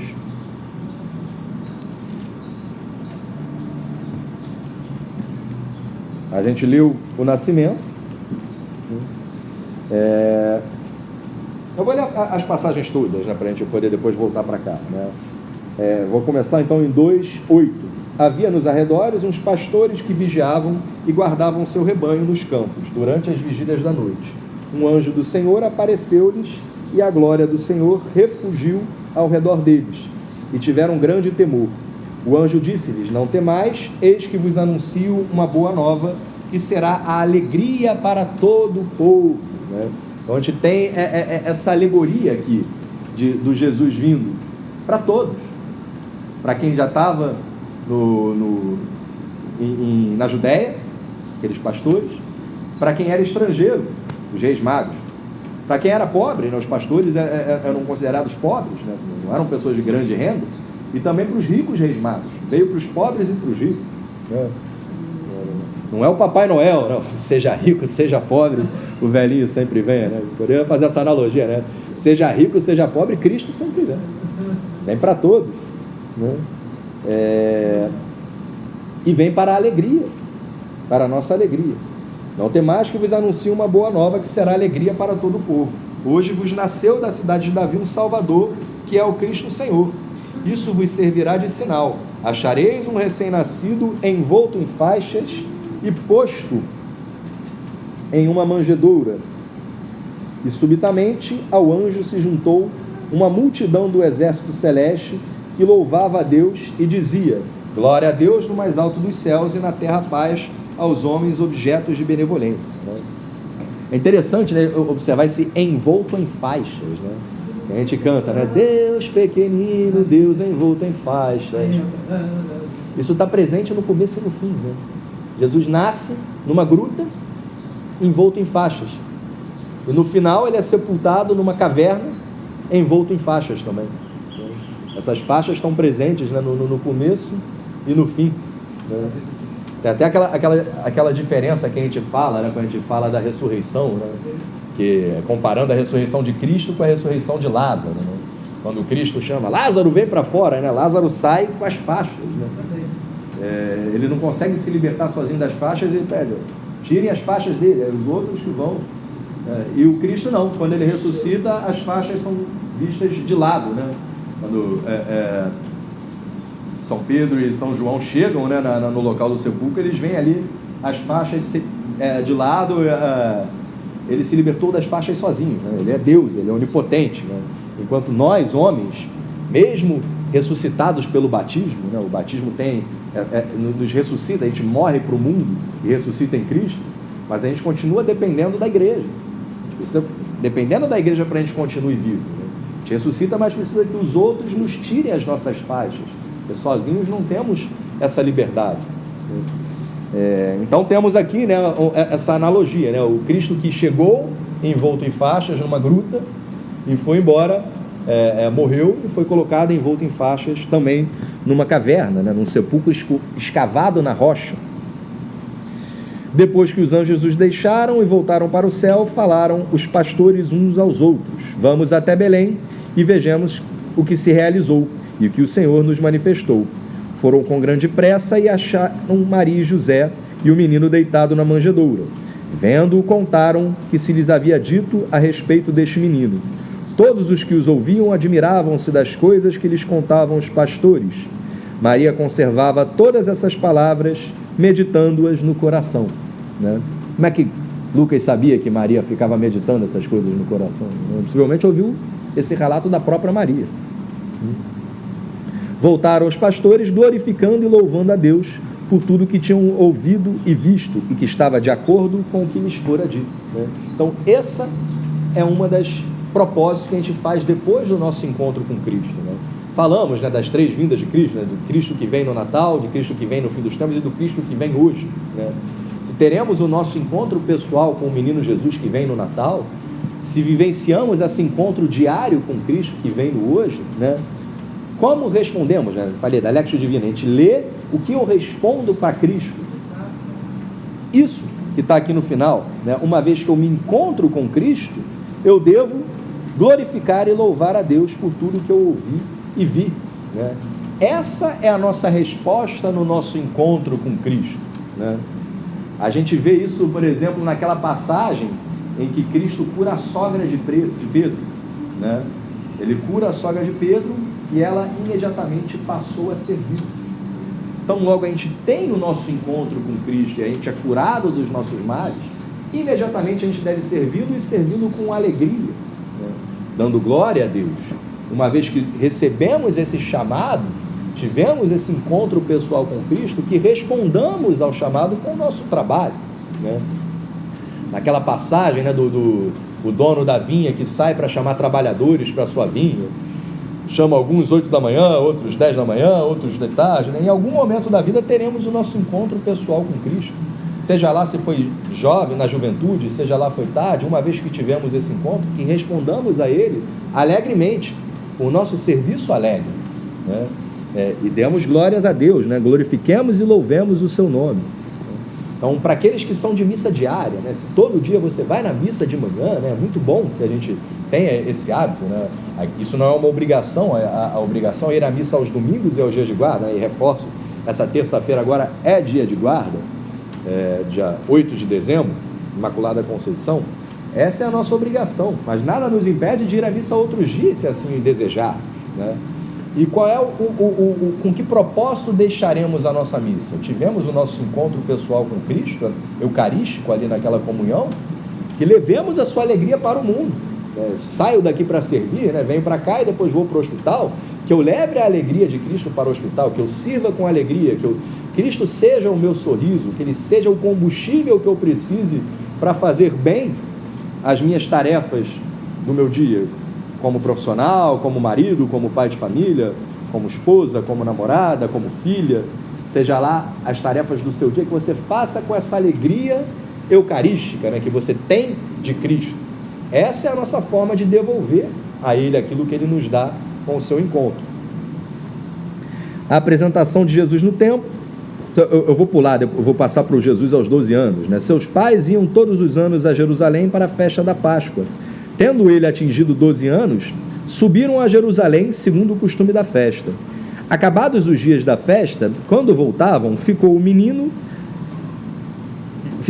Jesus em Jerusalém, sem que seus pais o percebessem. Pensando que ele estivesse com seus companheiros de comitiva, andaram o caminho de um dia e o buscaram entre os parentes e conhecidos, mas não o encontrando, voltaram a Jerusalém à procura dele.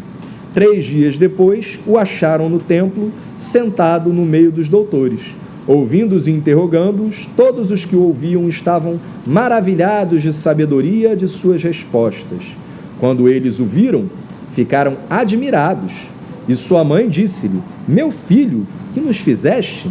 Eis que teu pai e eu andávamos à tua procura, cheios de aflição. Respondeu-lhes ele: Por que me procuráveis? Não sabias que eu devo ocupar-me das coisas de meu pai? Eles, porém, não compreenderam o que lhes dissera. Em seguida, desceu com eles a Nazaré e lhes era submisso. Sua mãe guardava todas essas coisas no seu coração. Repetiu, a mesma frase. E Jesus crescia em estatura, em sabedoria e graça diante de Deus e dos homens. Então, é muito pouco o que sabemos da vida oculta de Cristo.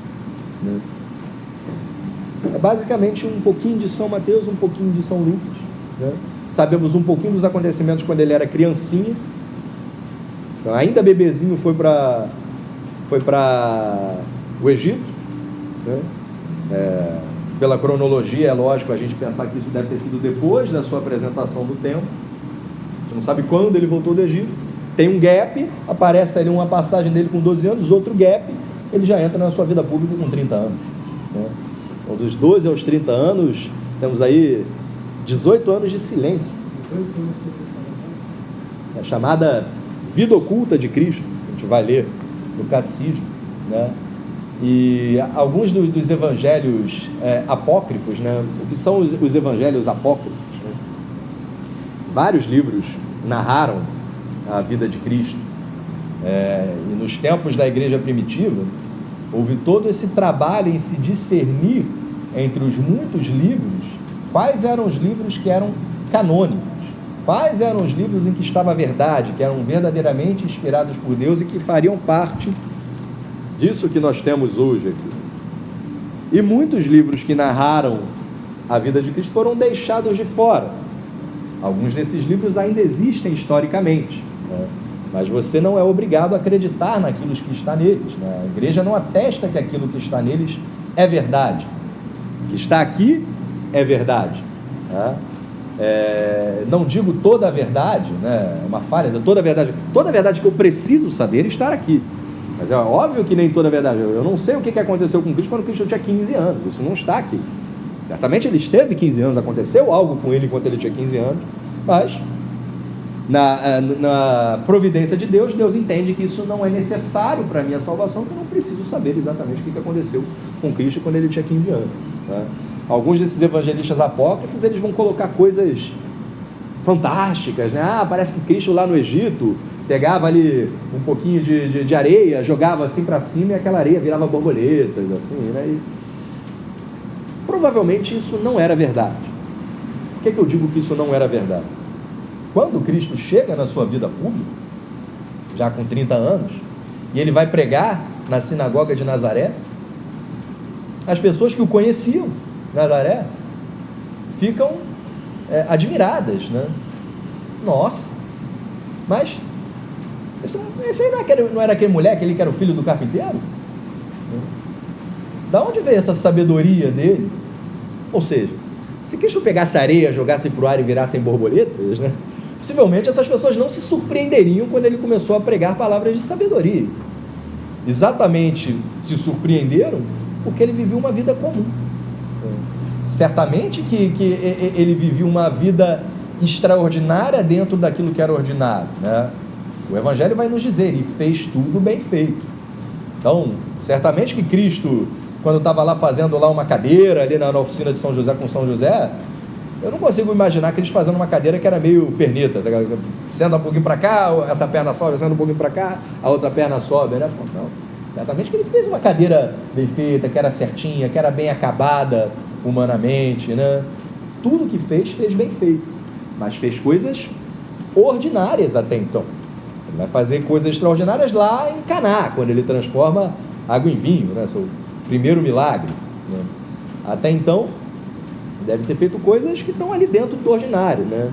E nós devemos contemplar, né? Esse tempo de Natal a gente contempla a vida oculta de Cristo e da Sagrada Família e tenta aprender com eles a como viver o extraordinário dentro da nossa vida ordinária, né? A não ficar esperando milagres fantásticos, né? Mas enxergar a mão de Deus nas coisas ordinárias e viver o ordinário de forma extraordinária, né? E aí, de novo, eu vou citar aqui um filme, né? Já falei aí do Poderoso Chefão. Tem um filme, agora deixa eu me lembrar do título. O título em inglês eu acho que é About Time, questão de tempo, alguma coisa assim. É um personagem inglês, né? Um lourinho. O filme é meio comédia, meio comédia romântica. Nem todas as passagens do filme são boas, mas a ideia do filme em geral é muito boa. E esse rapaz, né, quando ele faz 18 anos, o pai dele chama ele para conversar. Meu filho, vou te contar uma coisa. Os homens da nossa família, eles têm um dom. A gente é capaz de voltar no tempo. Então, se você quiser, você vai aqui para um lugar escuro, aí você pensa que no local que você passou no passado, em que você queria viver aquilo de novo, e você volta para ele. E o menino, que fantástico, você levou 18 anos para você me contar isso, né? E aí o filme começa meio pastelão, né? Lá nos seus galanteios de namoro, de adolescente, ele comete atrapalhadas lá, né? E, mandei uma bola fora e deixa eu voltar lá e fazer aquilo de novo, né? Ele tenta mandar uma bola dentro. Começa dessa forma, mas aí vai passando o tempo, ele começa a viver diferente o dom dele, né? Então passa lá um dia lá, depois ele se forma advogado, de trabalho, foi tudo cansativo e tal, e chegou no interrogatório, todo esbaforido lá, com a camisa toda aberta, e venceu lá o processo. Aí chega em casa, tá exausto e tal, desculpa, hoje eu tô exausto e tal. Peraí, eu sei que eu vou vencer o processo, eu sei que no fim vai dar tudo certo, deixa eu viver esse dia de novo. Aí ele volta no dia dele, passa a viver o dia dele de novo, mas já sabendo que no fim das contas vai dar certo. Então ele vive de forma mais alegre, ele não está mais tão ansioso, ele vai, faz as coisas, aí chega em casa, mesmo tendo um dia de trabalho pesado, ele chega em casa bem disposto para estar feliz com a esposa, para estar jantando com um sorriso com a esposa, né? E, desculpa, eu vou dar um spoiler, né? Ele termina o filme, eu vou já contar o final, de uma forma fantástica, que ele fala, olha, eu simplesmente não volto mais no tempo, eu passo a viver o meu dia assim, já sabendo que no fim vai dar certo, né? Eu não preciso me ficar ansioso, né? Eu não preciso me ficar cheio de temores, né? Vai dar certo, então eu passo a viver o meu dia de forma mais perfeita possível, sem precisar ficar voltando no tempo para reescrever, né? Então o dom dele fez ele aprender a viver a vida de uma forma simples e confiante de que as coisas vão dar certo, já dá o melhor, né? Isso é uma grande lição, né? Nós não temos, né, o dom extraordinário de voltar no tempo, mas podemos viver de forma extraordinária a nossa vida ordinária, né? Quando a gente sabe que Deus está por trás de todos os acontecimentos, né? Quando vivemos essa vida de infância espiritual, né? Olha, meu pai está no comando, né? Então, vamos supor lá um menininho que está ali passeando de lancha, né? Uma família abastada, está ali passando de lancha em Angra dos Reis, E aí começa a chover, Angra chove muito, né? Começa a ver aquelas ondas ali, né? E o amiguinho dele que tá nele tá morrendo de medo, assim. Relaxa, cara. Meu pai que tá no comando ali no Leme, né? O menininho não tem medo, né? Meu pai que tá dirigindo, vai dar tudo certo, né? E vivemos a nossa vida de infância com essa certeza: Deus está no Leme, Deus está no comando. A gente não precisa se preocupar, né? Não vos preocupeis. Não é o abandono na filiação divina, né? Viver a vida de infância se abandonando na filiação divina, não se trata de se apequenar, não se trata de uma vida leniente, não se trata de uma vida preguiçosa em deixar tudo nas mãos de Deus, né? Se trata de fazer o seu melhor sem se desesperar.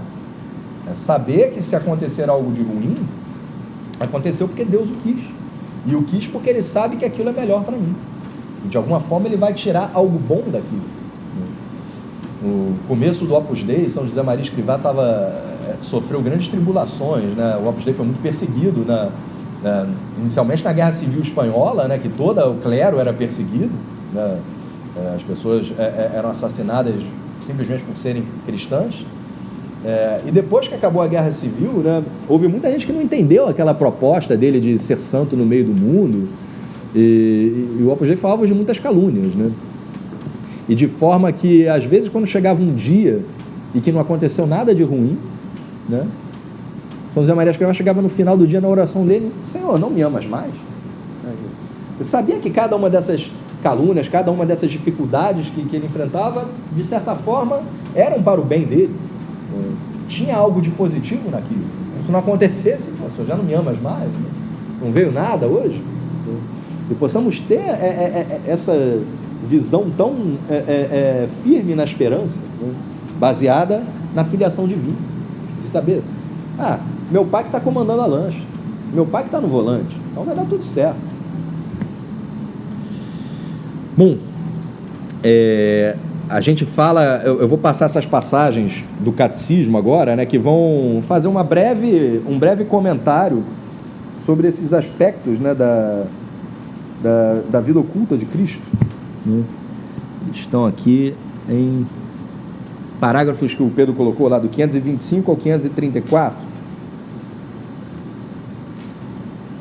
E ele vai passar basicamente por essas passagens que a gente leu, né, esmiuçando elas um pouco mais. 525, o mistério do Natal. Jesus nasceu na humildade de um estábulo, em uma família pobre.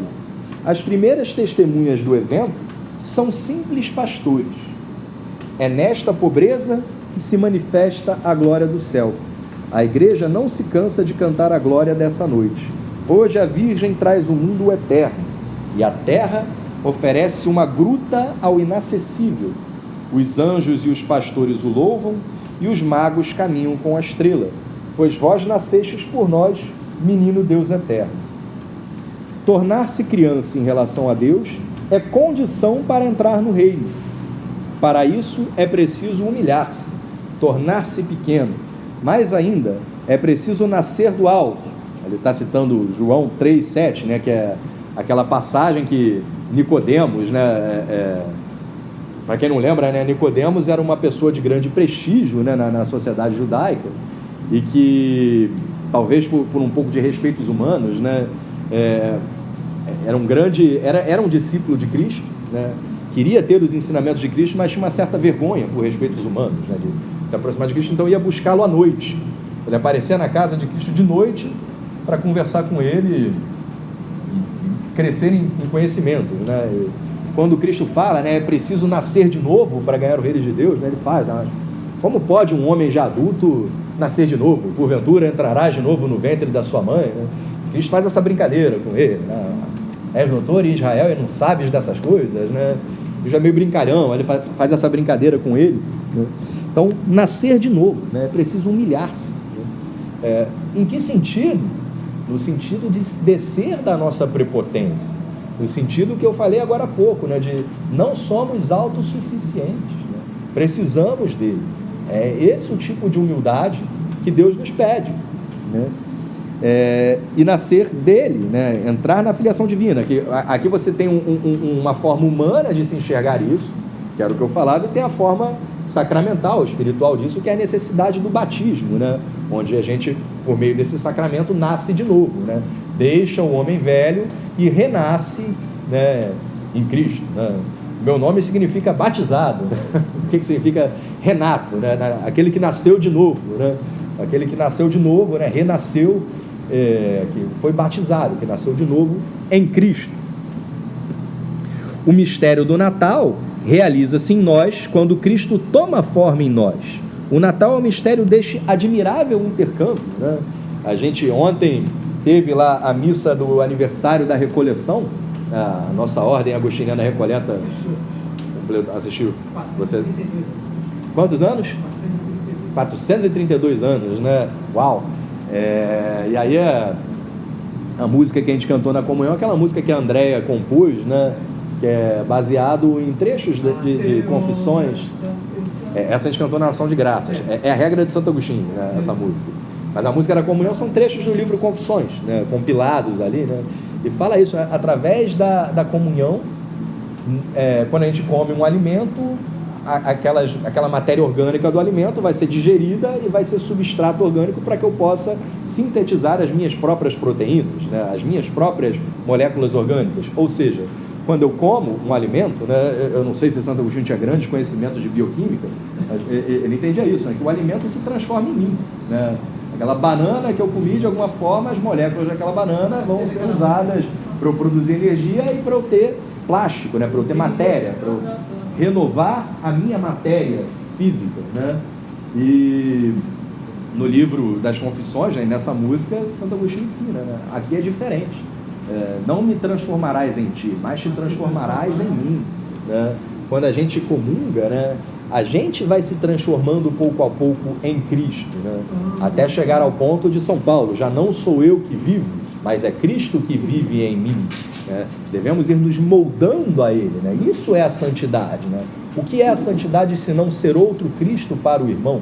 Então, pelo batismo, pelos sacramentos, está até no goteiro, né? Pelo batismo, pelos sacramentos, pelo crisma, nós vamos nos transformando em outro Cristo. E devemos ter isso em mente no nosso agir, né? Quando vem um outro irmão precisando da minha ajuda, né? Como eu posso ser Cristo para essa pessoa, né? Eu tento fazer esse exercício de ida e volta, né? Eu tento pensar assim, como eu posso ser Cristo para os meus pacientes, e quando eu chego para os meus pacientes eu fico pensando também que é Cristo que está ali para mim, né? Se Cristo estivesse sentado aqui do outro lado da mesa, né? Como eu o trataria, né? Eu tento usar isso como artifício para eu tentar esforçar para ser um médico melhor, né? Se Cristo estivesse aqui, né? Porque Cristo colocou, né? Quando fizeste isso a cada um desses pequeninos, foi a mim que fizeste, né? Então isso inclui aí os pobres, os doentes, por que não? Ver Cristo nos doentes, né? Ver Cristo no menino que bate na sua janela para te pedir esmola, né? O admirabile commercium creator generis humani animatum corpus sumens de virgine nas indignasto est. Admirável intercâmbio, o Criador da humanidade, assumindo o corpo e alma, dignou-se a nascer de uma virgem e, tornando-se homem, sem intervenção do homem, nos doou sua própria divindade. Interessante, né? Se torna homem sem intervenção do homem, né? Foi um parto virginal. O homem não interviu aqui, foi o Espírito Santo que veio, cobriu com sua sombra, se tornou homem sem intervenção do homem e nos deu a divindade, né? Nos tornou Deus a partir da sua intervenção, né? Passaréis a ser como deuses, né? Foi a mentira lá do tentador, né? Mas aqui é verdade, como Deus, né? Então olha que interessante, aquilo que o diabo prometeu, né, na ocasião da nossa queda, não tínhamos, né? Bem, aqui agora eu estou mais Páscoa do que Natal, né? Na liturgia da missa de sábado de aleluia, né? De Páscoa, né? A gente reza, né? Ó feliz culpa que nos deu tão grande redenção. Graças à culpa dos nossos primeiros pais, né? Quando Adão e Eva pecam, eles perdem os chamados dons preternaturais. Adão e Eva tinham dons preternaturais, dons que nós não temos, que nós perdemos, né? Entre eles a imortalidade, né? A morte veio ao mundo pela queda dos nossos pais, né?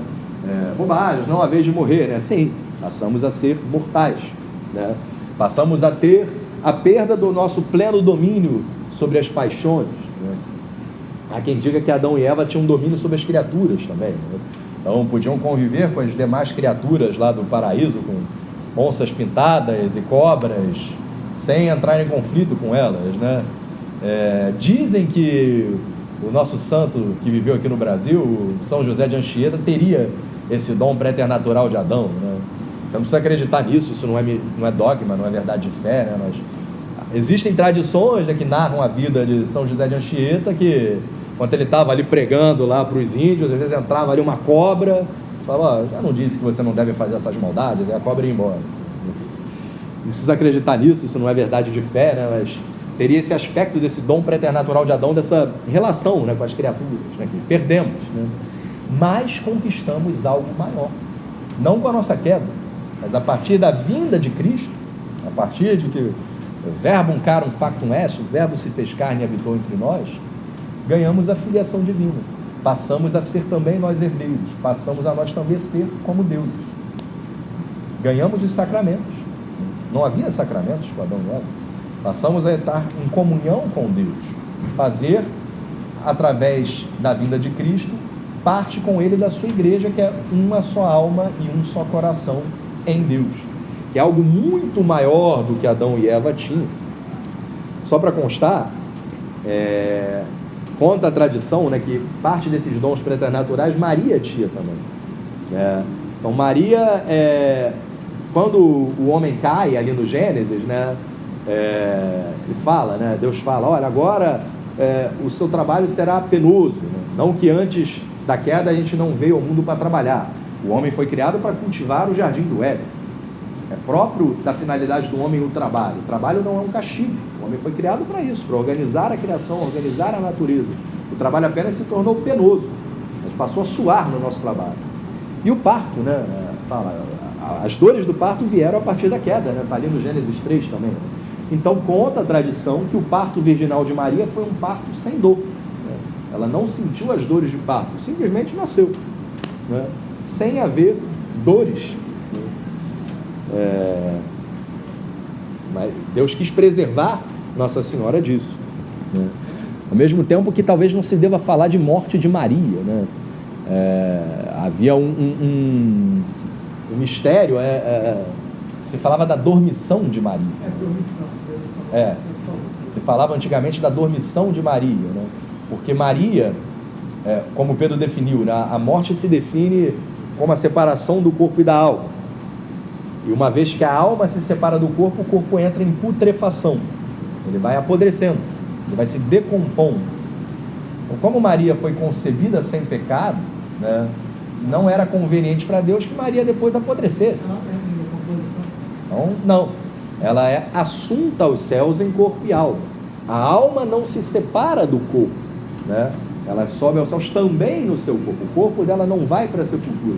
Antes de ter proclamado o dogma da Assunção, né, já se falava dessa história da dormição de Maria. Ela não teria morrido, ela teria simplesmente dormido. Depois veio o dogma que no fim dos seus dias na terra, ela não morreu. Cristo morreu. Cristo morreu verdadeiramente. Se não tivesse morrido, não teria ressuscitado. Para Maria, a gente não fala de morte e ressurreição. Ela simplesmente foi assunta aos céus. E Cristo, depois de ressuscitado, não foi assunto, ascendeu aos céus, né? Diferente, a ascensão e a assunção. Ascendeu, ele vai por si só, ele não precisa de ninguém que tire as suas faixas, ele mesmo sobe ao céu. Maria tem essas cenas, desses quadros que mostram os anjos carregando ela, né? Depende de outros, né? Foi assunta aos céus, né? A coisa mais passiva, enquanto ascender aos céus é mais ativo. Os mistérios da infância de Jesus. A circuncisão de Jesus, no 8º dia depois do seu nascimento, é sinal da sua inserção na descendência de Abraão, né? Então, essa tradição antiga judaica, né, que remonta a Abraão, que fazia essa circuncisão, esse círculo, né, ao redor do pênis do menininho judeu, que simboliza essa aliança, né? Já falou, né? A aliança é um círculo, é algo que não tem fim, não tem começo nem fim. Então, a circuncisão seria um símbolo da antiga aliança, da aliança de Deus com Abraão. Assim como o arco-íris depois do dilúvio, né, que também é uma figura circular, é um símbolo da aliança de Deus com Noé. Jesus teria sido circuncisado no 8º dia, o símbolo dessa aliança, né? Que isso para a gente foi substituído pelo batismo, né? Quando a gente lê o Atos dos Apóstolos, vê toda essa discussão, né? Se os pagãos deveriam continuar sendo circuncisados, né? Se entende que não, e com o tempo a tradição da igreja isso foi substituído por um sacramento, né? Outra goteira? Puxa vida, que é algo ainda maior. Algo...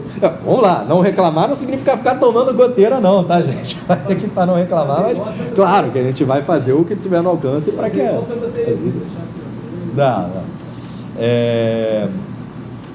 A da aliança, né?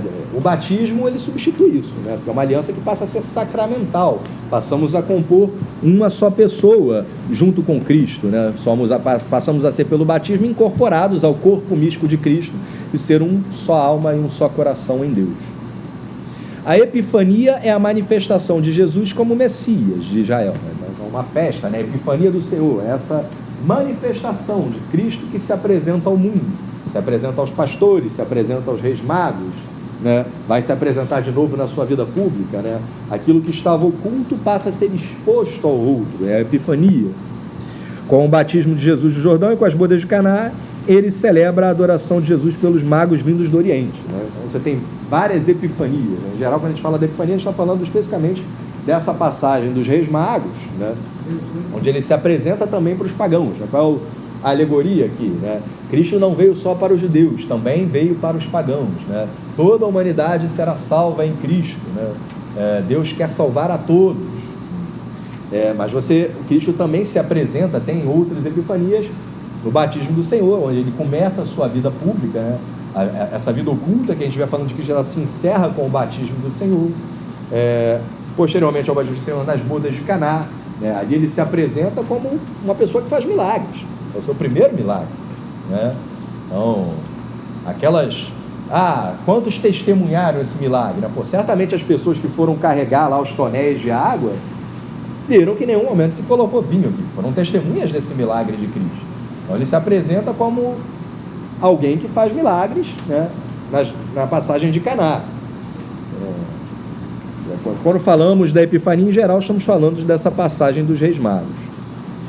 O Evangelho vê as primícias das nações que acolhem a boa nova da salvação pela encarnação. A vinda dos magos a Jerusalém para adorar ao rei dos judeus mostra que eles procuram em Israel a luz messiânica da estrela de Davi, aquele que será o rei das nações. Sua vinda significa que os pagãos só podem descobrir Jesus e adorá-lo como Filho de Deus e Salvador voltando-se para os judeus, recebendo dele sua promessa messiânica. Então vai ter isso no compêndio também, né? Ele vai falar disso, essa necessidade de nós buscarmos a Cristo, né? Cristo vem a nós, né? Mas nós também devemos ir a Ele, né? Eu não vou lembrar, alguém vê aí quais foram as duas perguntas do compêndio que o Pedro colocou, mas a ideia da coisa é que Cristo vem a nós primeiro, mas requer um esforço de nossa parte para que também nós possamos ir a Ele, né? 7.3 e 7.4. 103 e 104 as perguntas. Eu estou falando especificamente da 104, então, nisso, né? Não, vamos ler as duas, ó. O que ensina o Evangelho sobre os mistérios do nascimento e da infância de Jesus? No Natal, a glória do céu se manifesta na fraqueza de uma criança. A circuncisão de Jesus é sinal de sua inserção no povo hebraico e prefiguração do nosso batismo. A Epifania é a manifestação do rei Messias de Israel a todas as nações na sua apresentação no templo em Simeão e Ana. É toda a espera de Israel que vem ao encontro do Salvador. Era isso que eu queria. Israel vai ao encontro do Salvador. Então você vai ter isso, por exemplo, com a hemorroísa. Ela vai abrindo o caminho ali, se eu conseguir tocar nas vestes de Cristo, eu conseguirei ser salva, eu conseguirei a minha cura. Você vai ver isso em Zaqueu, né, que era baixinho, não, mas para eu conseguir vê-lo, eu preciso aqui subir nessa árvore e aí eu vou enxergar, né? Você vai ter isso no paralítico. Peraí, para ele ser salvo, a gente sobe ele na telhado, vira essa telha para lá, bota para cá e desce ele. Repara, há um esforço da nossa parte. Sim, Deus vem a nós, né? No Natal comemoramos o Deus que vem como menino, mas Deus também quer que o amemos de volta. Ele nos amou primeiro, mas há um esforço de nossa parte de também irmos a Ele, né? Israel que vai ao seu Salvador. Então, meditemos sobre isso, né? Em tantas passagens há esse esforço. Pensa nesses reis magos, né? Estavam lá na Pérsia, sei lá onde é que eles estavam, viram uma estrela, carregaram lá ouro, incenso, mirra, fizeram uma viagem no meio de um deserto para chegar lá, né? Porque queriam adorar o rei dos judeus, né? Eram reis, queriam adorar um rei maior, e fizeram um esforço para que isso acontecesse, né? Claro, o esforço que Deus nos pede muitas vezes é pequeno, mas Ele sempre nos pede esse esforço. Isso se dá em várias passagens evangélicas, né? Eu já citei isso várias vezes, né? Os milagres de Cristo, muitas vezes Cristo não os faz sozinho. Por quê? Porque Ele nos pede esse esforço para que nós tenhamos um mérito. Se não nos esforçarmos, nós não amaremos. Quem não se esforça, não ama, né? Um marido que diz para a esposa, eu te amo, mas não faz nada pela sua esposa, nunca faz um esforçozinho, nunca abre mão da sua preferência pessoal, ele não ama de verdade. Amores, obras é que são amores, própria fé, amores é fé. Toda essa discussão que tem entre católicos e protestantes, né, do solus fidei, né, a fé que nos salva, ou são as obras que nos salvam, né? São Tiago vai colocar nas suas cartas, né? Mostra-me sua fé sem obras, que eu provo a minha fé pelas minhas obras. Se eu não tenho obras, eu não acredito. Se eu não vivo conforme a minha fé é uma fé morta. É que eu digo que acredito nisso tudo se a minha vida não tem nada a ver com aquilo que eu professo. Na verdade, eu não creio. Eu não tenho fé, é uma fé morta, né? Então, obras são amores. Deus pede meu esforço porque é uma forma de eu mostrar o meu amor, né? Então, nessa passagem que falamos de Caná, ele não simplesmente faz assim, estala os dedos e aparece vinho. Não. Pega esses tonéis, vai lá. Estamos falando de uma cidade que é num deserto. A Palestina é deserto. Vai lá encher de água, né? Onde esse pessoal foi achar água para encher aqueles tonéis, né? Houve um esforço da parte deles. Talvez era longe. Talvez era pesado carregar aqueles tonéis de pedra cheios d'água depois de volta para a festa. Puxa, mas fizeram isso por amor. Queriam que tivesse o vinho na festa. E Jesus recompensa esse amor. Coitado desse paralítico. O cara é paralítico. Jesus, para curar, ele fez com que o cara subisse num telhado. Um cara é paralítico. Ele teve que subir num telhado e descer numa corda. Olha o esforço que esse cara não fez. Isso é amor. Ele poderia ter feito assim e multiplicar os pães, né? Não. Eu quero que vocês ajam humanamente. Ajam com organização. Separem eles em grupos de 50. Vê aí que cada um trouxe. Traz aqui para mim, para eu dividir. Não precisava ter feito isso. Fazia assim, tinha pão. Ah, não? Por que tinha que separar em grupos de 50? Não sobrou pão para encher mais de 1000 cestos? Para que precisava separar em grupos de 50? Porque Ele quer o nosso lado humano. Ele quer que a gente se organize. A gente coloque o lado humano e Ele coloca o sobrenatural. Trabalhe como só dependendo de você. Você vai conseguir organizar melhor a comida para que dê para todo mundo se você organizar as pessoas. Aí os grupos de 50, aí vê quem trouxe o quê, né? Mas Ele coloca o lado dele. Então, Ele quer que nós também tenhamos as nossas iniciativas de ir ao encontro dele. Isso mostra o nosso amor, né? Então, que aprendamos com a vida de infância, né, contemplando o menino Jesus, a ser assaltantes de sacrários. O que é ser assaltantes de sacrários, né? Muitas vezes a gente não pode mais entrar na Capela do Santíssimo, mas Deus está ali. Está passando por uma igreja no seu dia, trajeto ali, né? Trabalha no centro, né? Às vezes tem muita igreja ali pelo centro, vai almoçar, passou por uma igreja. É bom que a gente entre para cumprimentar Jesus. Jesus está ali te esperando, né? Ele está passando, pô, será que agora que o Tiago vai entrar para me dar um bom dia? Ele está ali te esperando. Você precisa ir a ele. Eu já contei a passagem do João Leiteiro, né? Que chegava lá com as calaratas. Oi, Senhor, quem está aqui é João Leiteiro. Eu vim te dar um oi, né? Isso é vida de infância, essa simplicidade, né? Saber que o nosso amigo está ali, né? Uma pessoa que nos ama, né? E está esperando ali o nosso amor de volta. A gente entra e fica um pouquinho ali com ele, né? Conte as coisas da nossa vida para ele, né? Hoje aconteceu tal coisa que me desagradou, conta para ele, né? Então que a gente seja assaltantes de sacrários, né? Durante aí esse tempo de Natal e durante a vida, né? Vamos lá. A apresentação de Jesus no templo mostra como o primogênito pertencente ao Senhor, com Simeão e Ana, é toda a espera de Israel que veio ao encontro. Tá, já lemos.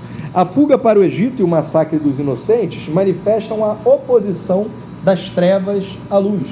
Ele veio para o que era seu e os seus não o receberam. Toda a vida de Cristo estará sob o signo da perseguição. Os seus compartilham com ele esta perseguição. Sua volta do Egito lembra o Êxodo e apresenta Jesus como o libertador definitivo, né? Então também isso na nossa vida, né? Conforme a gente vai aumentando na vida interior, a gente vai crescendo, aumentando a nossa fé, acontece na vida de muitos santos que as tentações vão crescendo também, as tribulações vão ficando maiores, né?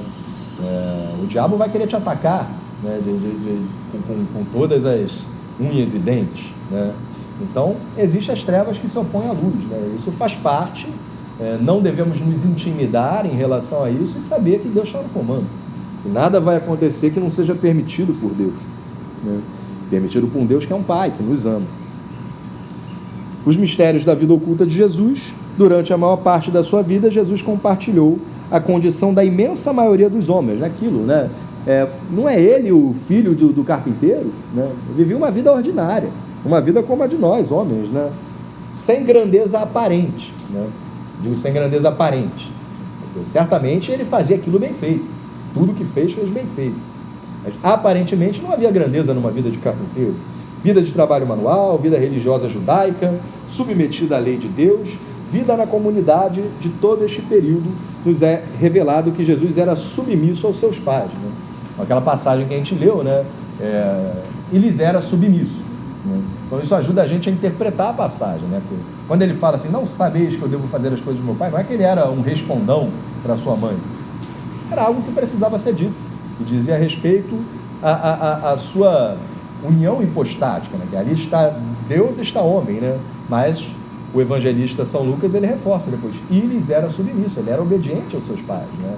E essa submissão já é um prólogo daquela submissão ao Pai que está nos céus, né? Pai, faça-se a sua vontade, mas não a minha. A submissão diária de Jesus a José e Maria anunciava e antecipava a submissão da Quinta-feira Santa, a gente acabou de falar, não a minha vontade. A obediência de Cristo no cotidiano da vida, escondida, inaugurava já a obra de restabelecimento daquilo que a desobediência de Adão havia destruído. A vida oculta de Nazaré permite a todo homem estar unido a Jesus nos caminhos mais cotidianos da vida. O reencontro de Jesus no templo é o único acontecimento que rompe o silêncio dos evangelhos sobre os anos ocultos de Jesus. Nele, Jesus deixa entrever o mistério de sua consagração total a uma missão decorrente da sua filiação divina. Não sabias que devo ocupar-me das coisas do meu Pai?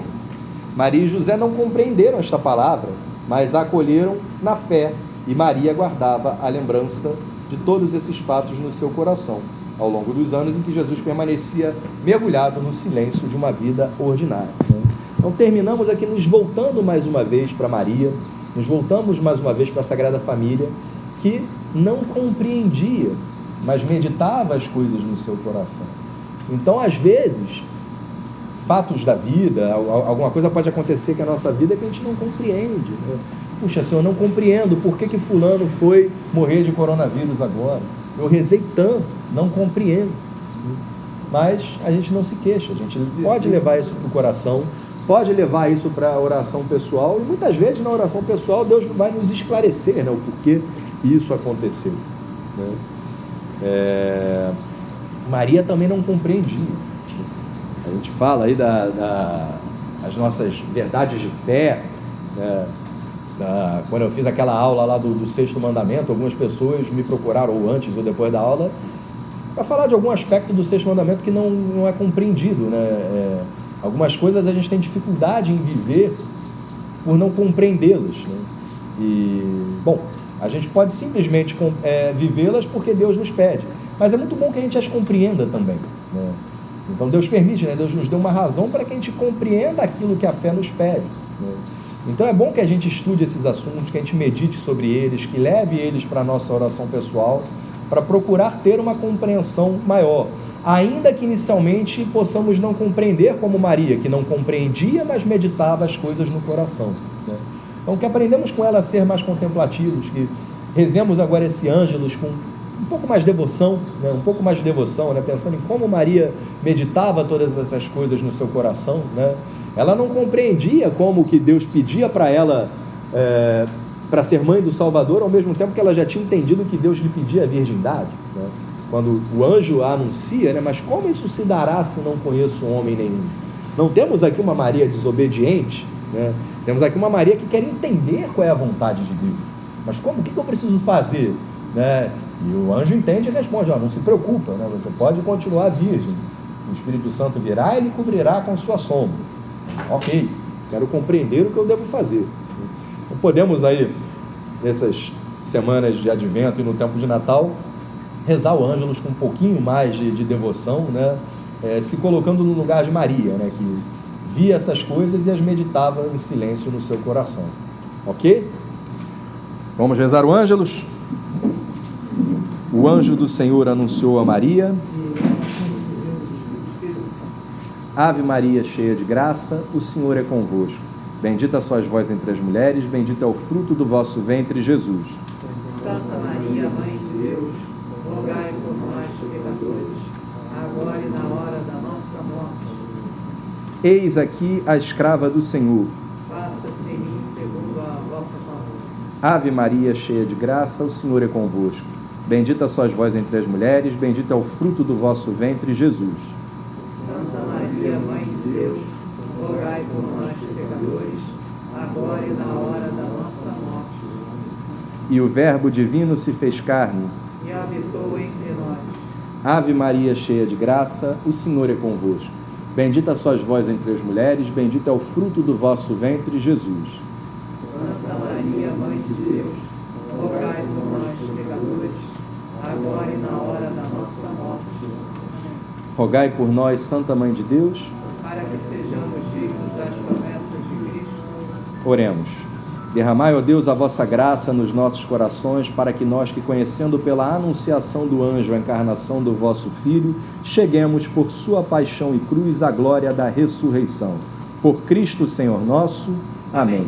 Estivemos reunidos, estaremos sempre reunidos em nome do Pai, do Filho e do Espírito Santo. Amém.